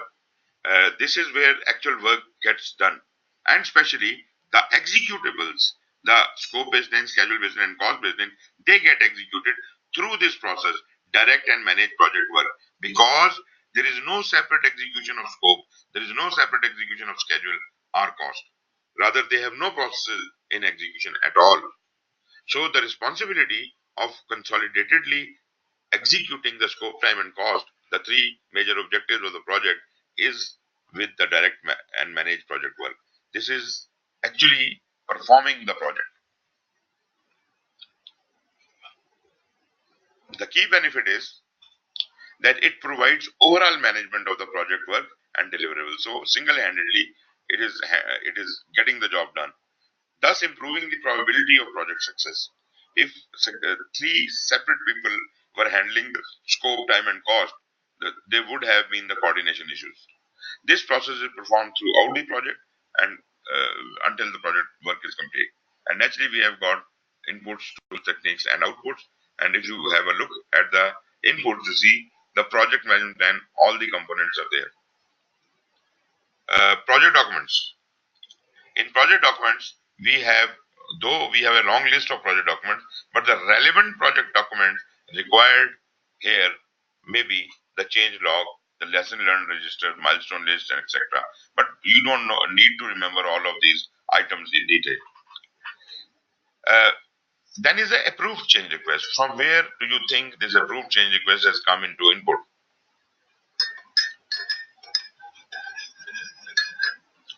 Yes, please. It will come from the monitoring and control. Very good, very good. So the change request we will be moving to monitoring and control. After those change requests have been approved, the approved change requests get back to execution, and direct and managed project work receives it as an input, as if the relevant documents, project documents, and project plan can be amended and executed as per the new plan. And then we have got the enterprise environmental factors and process assets coming from the organization. Now the tools are very simple.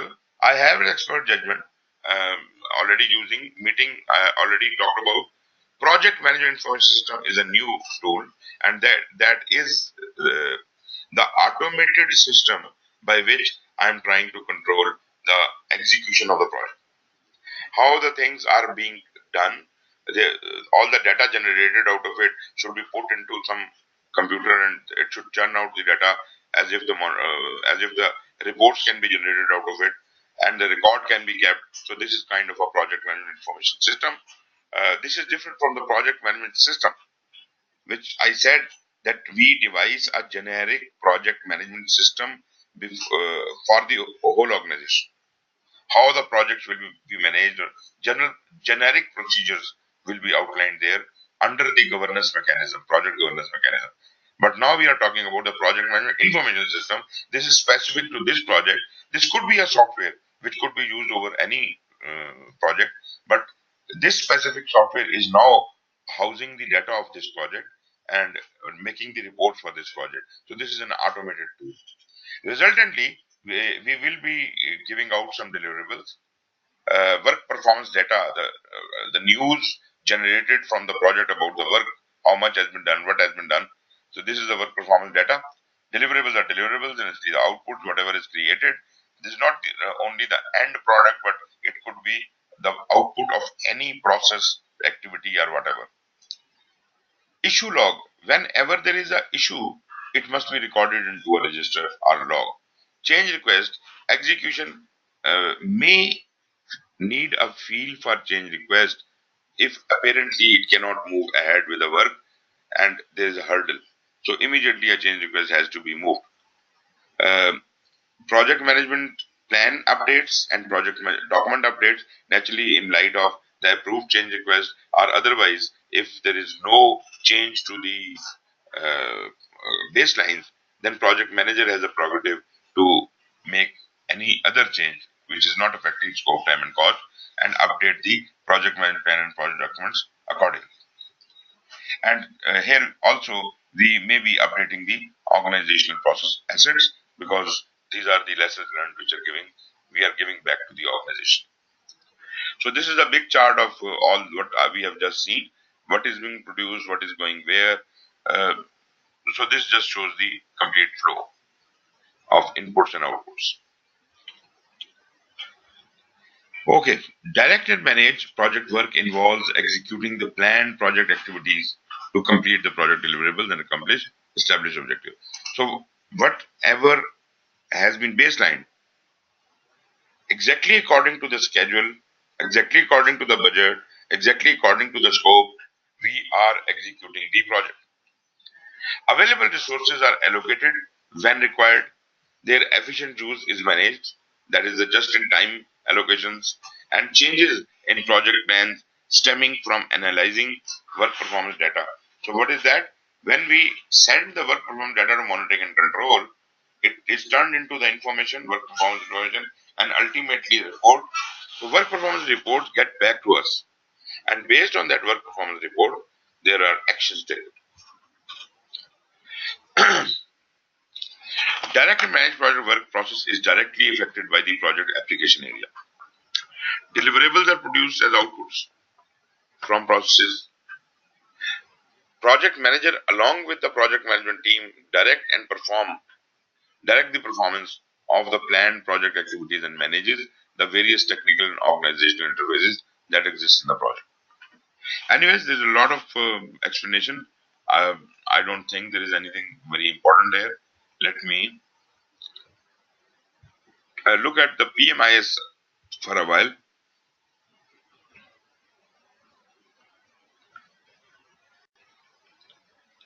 Okay. The PMIS provides access to information technology software tools such as scheduling software tool, work authorization system, configuration management system, information collection and distribution system. You see, this is just not the matter of using MS project or Primavera, because that could be a scheduling software, but it cannot provide you a work authorization system. It cannot provide you a configuration management system. It cannot provide you information collection and distribution system. You have to have a complete project management information system which encompasses and intertwine all of these methods or tools into one software. So again, there is no suggestion organizations are supposed to get their own software developed or their procedures aligned accordingly. But just in market, there are a lot many things available which can be married together to create a project management information system. But that you have to take yourself. Then we have meetings. Different kind of meetings could be kick-off meeting, technical meeting. For agile, we can have sprint or iteration planning, or scrum or daily stand-up meeting, steering groups meeting, problem solving, progress update. Retrospective meeting is again related to agile. So three of these meetings are agile. Retrospective is agile, sprint or iteration planning is agile, and scrum daily stand-up meeting is agile. Then these are the deliverables. Okay, what do we do with these deliverables? I hope you remember the explanation I gave yesterday. The deliverables coming out of uh, the execution would be received by whom? In monitoring and control. Yes. Who will receive the deliverable? Um, What you need to do with the deliverable in monitoring and control? well, there are two parts for that. One is to monitor, and the other one is to perform the integrated change control. So if there is some change required, then it has to be again fed to the execution. I repeat my question. That this is the first part of the question is right. That yes, two steps have to be taken, but your steps are not right. I am talking about the deliverable. What to do with the deliverable? Deliverable. You need to see whether it is, because deliverable is an output. So Is output either can be an input to another, but that will be another project then. deliverable. Anything which has come out of anything, do you not check it? Yeah, there has to be quality control, or you have to compare it with That is the point. the required standard. Every deliverable passes through two steps. First step is quality control, and if it passes quality control, it becomes a verified deliverable. The second check Right. is validate scope, which is crossing it against some checklist, and this is called user acceptance testing. And if it passes this, it is called accepted deliverable, because user acceptance testing has been done. So deliverable has only two stages. One is the quality control and one in the validate scope. And if it passes both, it is cleared for delivery to the customer. Right. And if it is defective, then you can go back to the cycle of defect repair or change control or whatever. You can get to that. But as far as the work performance data is concerned, work performance data is provided to all the controls alongside the project management plan. They both are compared. Every knowledge area every control compares them from their perspective and sees where we lack, what is the variance. And based on that, they submit a work performance information to monitor and control project work. All the controls do that, and all the work performance information received by monitor and control project work will be consolidated into a report, and that report will be sent back to execution for managing the teams and to integrated change control for change requests. This is one step. The second thing which can be done is, after analyzing this data and converting into work performance information, the requisite control feels that there is a problem. There is something wrong with the scope, time, or cost, and therefore every control has the power to move a change request by themselves. Here the change request written, this change request is being originated from execution.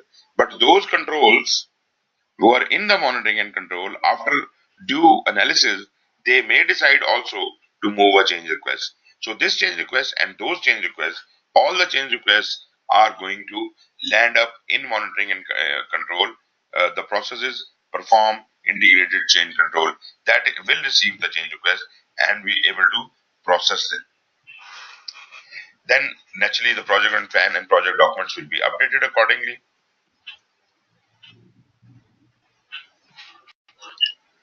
So I'm not going to waste any time on these explanation of these things.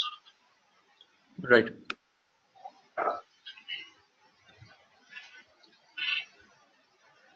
Yeah, this one step was important.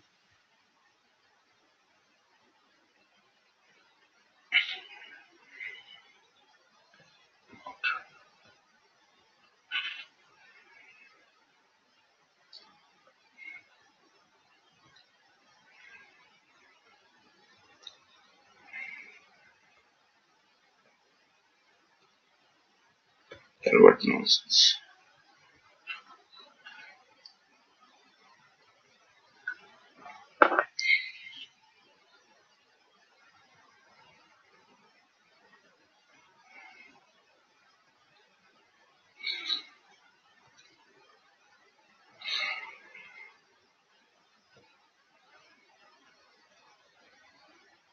It is an uphill task getting back to a slide. Okay, change request may include a corrective action. Corrective action is something has gone wrong and you want to correct it. Preventive action, something is likely to go wrong and you want to send some precautionary measures. Defect repair, if a product has a flaw that has to be repaired, that's called defect repair. And then there are updates, changes to formally controlled project documents. So update what documents are to be updated. These are the various change requests which could be there. Corrective action, preventive action, defect repair, and updates. So these are 4 kinds of change request.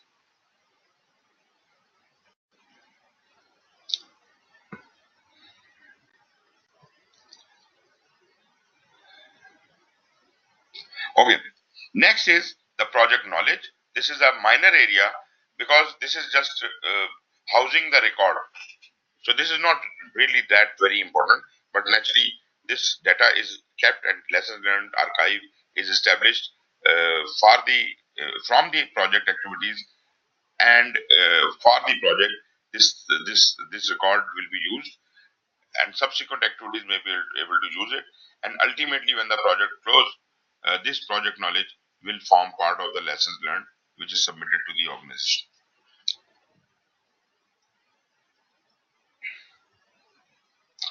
So what do we have here?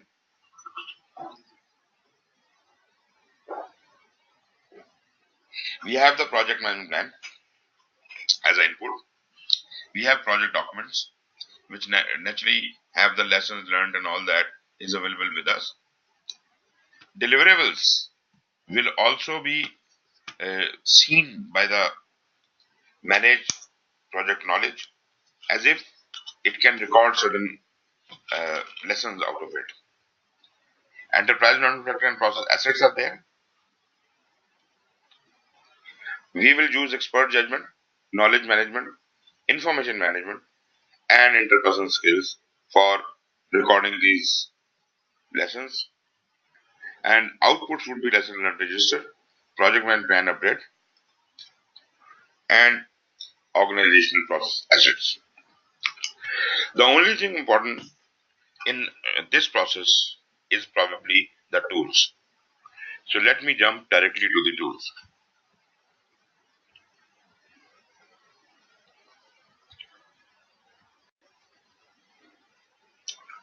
Knowledge management is a tool. Knowledge management tools and techniques connect people so they can work together to create new knowledge, share tacit knowledge, and integrate the knowledge of diverse team members. So you will conduct meetings and you will share this knowledge with the people and they will have their suggestions and all that. So this way we will be able to create new knowledge and we will be able to enrich the knowledge base and record it somewhere. The tools and techniques appropriate in a project depends on the nature of the project, especially degree of innovation involved. If it is a highly innovative project, probably there is a more need for knowledge management. You are doing something new which nobody has ever done before, or there is more diversity in the project. Again, we have more need for knowledge management because we may be inventing something. We may be inventing new knowledge. So the different tools and techniques for knowledge management could be in networking. You are, sharing ideas. You're meeting people from different areas. Communities of practice outside of the project, even maybe with PMI or some other bodies, you are interacting and you are sharing your knowledge and everything, and ultimately coming up with new knowledge base. Meetings could be there. Work shadowing and reverse shadowing. This is interesting. Work shadowing, probably you would be knowing it. Can you tell me what do you mean by work shadowing? No, I don't actually. If you want to follow how a job is done, one way of doing it is that you follow the person who is doing their job and you try to imitate him. Whatever he is Right. doing, so if a cook is cooking something according to a recipe and you want to replicate his recipe, so as he is doing things, you will try to replicate them. You will shadow his actions, and ultimately you will learn how to do it. Right? You will make exactly what he is making. And then there is a reverse engineering, like reverse shadowing is reverse engineering. You have the food in front of you, and you want to find the recipe of it. So you start reverse engineering it. This is called reverse shadowing. Right. Could be discussion forums, could be workshops and learning reviews. Storytelling is a very strong tool. Sometimes, like I'm reading out a lot of material from the book, and sometimes it might be very boring. But when I talk to you, when I explain something by myself, that becomes more interesting. Similarly, if I can somehow give examples and pose it as a story to you, that will be even more interesting. Mr. Arshad was doing this, and then this happened, and and this is an example of shadowing. So that would be engrossed more in a better way.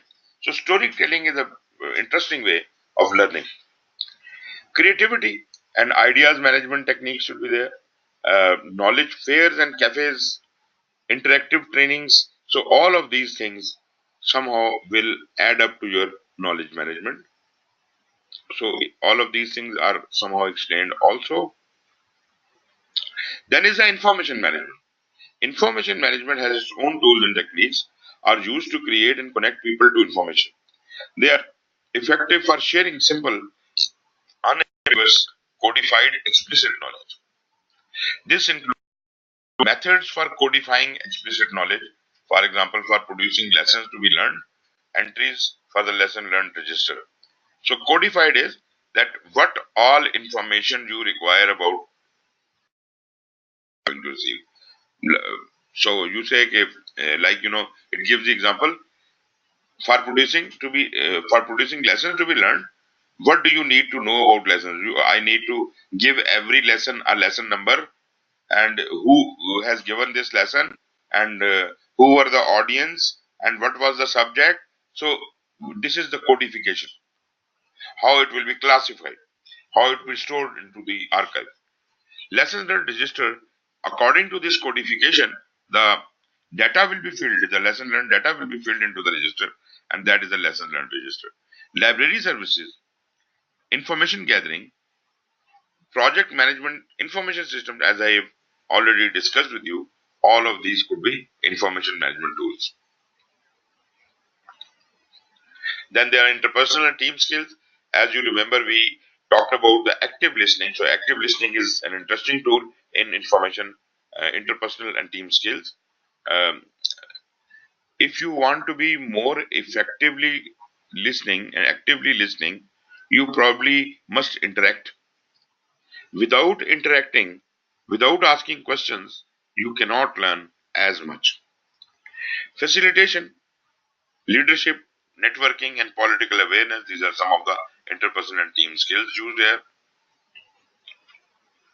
Then we have got the outputs. Naturally, the lessons learned will be updated, a register will be created, management plan will be updated, document assets will also be updated.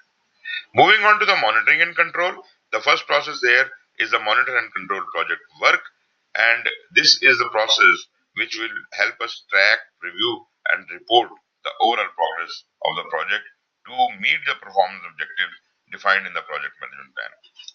The key benefit of this process are it allows stakeholders to understand the current state. This is very important. We want to keep the transparency with our stakeholders. We want to let them know if they want to know whatever is happening in the project. To recognize the action taken to address any performance issues and to have visibility into the future project status with cost and schedule forecast. This process is performed throughout the project. The input tools and techniques would look like the project management, project documents, work performance information. So now I ask you from where this work performance information has come in and what is it?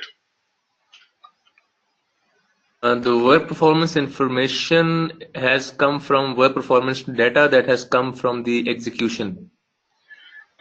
Yes and no. Yes, because yes, it is related to work performance data, but work performance data has come from execution and it has gone to all the 10 controls. And every Yes. control did its analysis and converted this data into information. So work performance information came out of every control. Okay, In right. a different color. Every work performance information scope might be green, red, schedule, work performance information that might be red. They are not equal. So they are different work performance information generated out of the same data, but there are different work performance information coming from 10 different sources, 10 different knowledge areas, 10 different controls. So these work Right. performances are sent to monitor and control project work because this is the parent of them all, and this is going to combine all these colors and make the rainbow. And after compiling it into a single work performance report, it will then try to benefit from us. So work performance information, this is work performance information, and after the due analysis and whatever, it is converted into work performance reports, which is later sent to manage team and to integrated change control. Then we have agreements, enterprise management factors, and process assets. Tools, we have the same tools except for data analysis. We have got some new tools. Expert judgment is there. Meetings are there. Decision making is there. But data analysis, we have got alternatives analysis.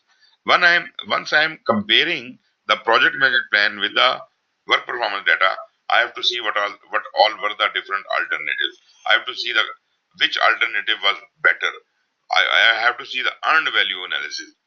I have to do the root cause analysis, trend analysis, variance analysis. These all are related. You see, the difference between where I had to be and where I am is called variance, right? I was supposed to be completing 10 jobs, but I have completed only 8. So I am in a negative variance of two jobs. So I was supposed to spend 100,000 rupees, but I have spent 200,000 rupees. So I am in negative variance of 1,000. I've spent 100,000 extra. And variance is at any point in time. As we move ahead, uh, in January the variance was we were overspending by 100,000. In February we find we are overspending by 50,000. In March, I find that we are underspending by 100,000. So what is happening? So the trend established out of it shows that initially we were overspending, which we tried to reduce, and ultimately we have caught up and we have started saving money by the third month. So this is the trend analysis. Then we find where was the problem, and to hunt down the problem, we use the root cause analysis. We try to find the root cause of that problem and fixing that. Earned value analysis is also indicating us to the forecast. What if our performance is this? How much more money I need to complete the project? And then I do the cost benefit analysis and the alternatives analysis. Resultantly, work performance report is created. Change request, if any, would be sent to the integrated change control, and project and plan and documents will be updated.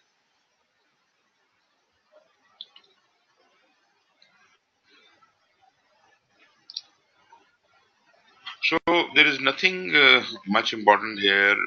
Just if you want to look at the data analysis, we can describe that. Alternatives analysis is used to select the corrective action or a combination of corrective and preventive actions to implement when a deviation occurs. So whatever solution you are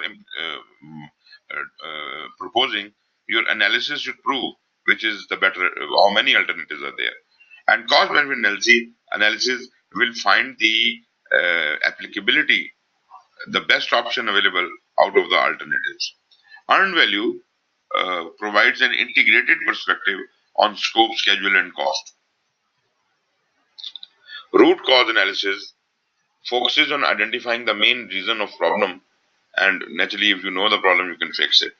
Trend analysis is used to forecast future, and variance analysis reviews the differences or variances between planned and actual performance. Then, based on all this analysis, you will be able to apply the decision-making techniques and make your decision. It could be done in a number of ways. Maybe you do it, you offer the case in front of your audience and ask them to vote for it, or maybe you use some other method for polling and ultimately make the right decision. Integrated change control, remember, is that process which is responsible for processing the change request. So all the change requests, no matter from where they are coming, they're coming from execution or any control, or even from the monitor and control project work, all the change requests would be received by perform integrated change control, and it will take on the responsibility of processing all the change requests. Processing means that the project board will come and sit here, and all the change requests will be presented to them, and some of the change requests may be approved, some may not be approved. So all those who are approved, these change requests will be sent back to execution, and project and plan and documents will be amended accordingly. And from that point on, the amended plans will be in action. This process reviews all requests for changes to project document deliverables or the project management plan and determines the resolution of the change request.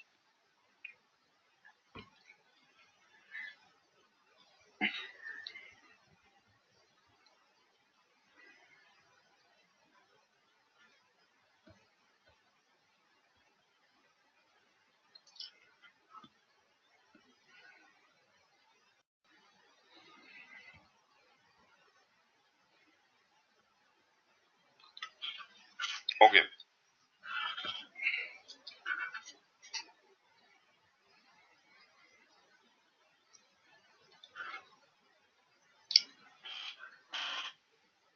Okay. Integrated change control, what are the inputs, outputs, and tools and techniques? Naturally, we have the project management plan, I have the project documents, I have the work performance reports. From where are the work performance reports coming? Yes, please. From all the knowledge areas, all the controls actually. No. Think again. Sorry, the data is coming from there, and the report is coming by, I mean, the monitoring and control, they are processing all these reports. Wonderful. Monitor and control project work. That is the integration process that is responsible for sending the work performance report. So work performance report is Right. coming from there, and change requests are coming from From the also from under the monitoring and control, the second task, which is the to perform the integrated change control. So it's also coming from the monitoring and control, basically. it is monitoring and control. Monitoring and control, the name of the process group. Monitor and control project work is the process of integration, which is consolidating all the things. So it can send the Right. change request, holistic view of the change request, but all the controls can send the change request also. Right. And even the execution can send the change request. And sometimes we receive the change request from planning. Okay. When scope was baseline the earliest. Therefore, if there is a change to scope while we are still in planning, that will be handled through change request. Okay, again, data analysis will have the alternative analysis and cost benefit analysis, which we already know. Decision making is defined a bit better here. It is using the voting, autocratic decision making, and a multi-criteria decision making analysis. And ultimately, the approved change request will be intimated to execution, monitor, and control project work. And project plan and documents will be accordingly updated.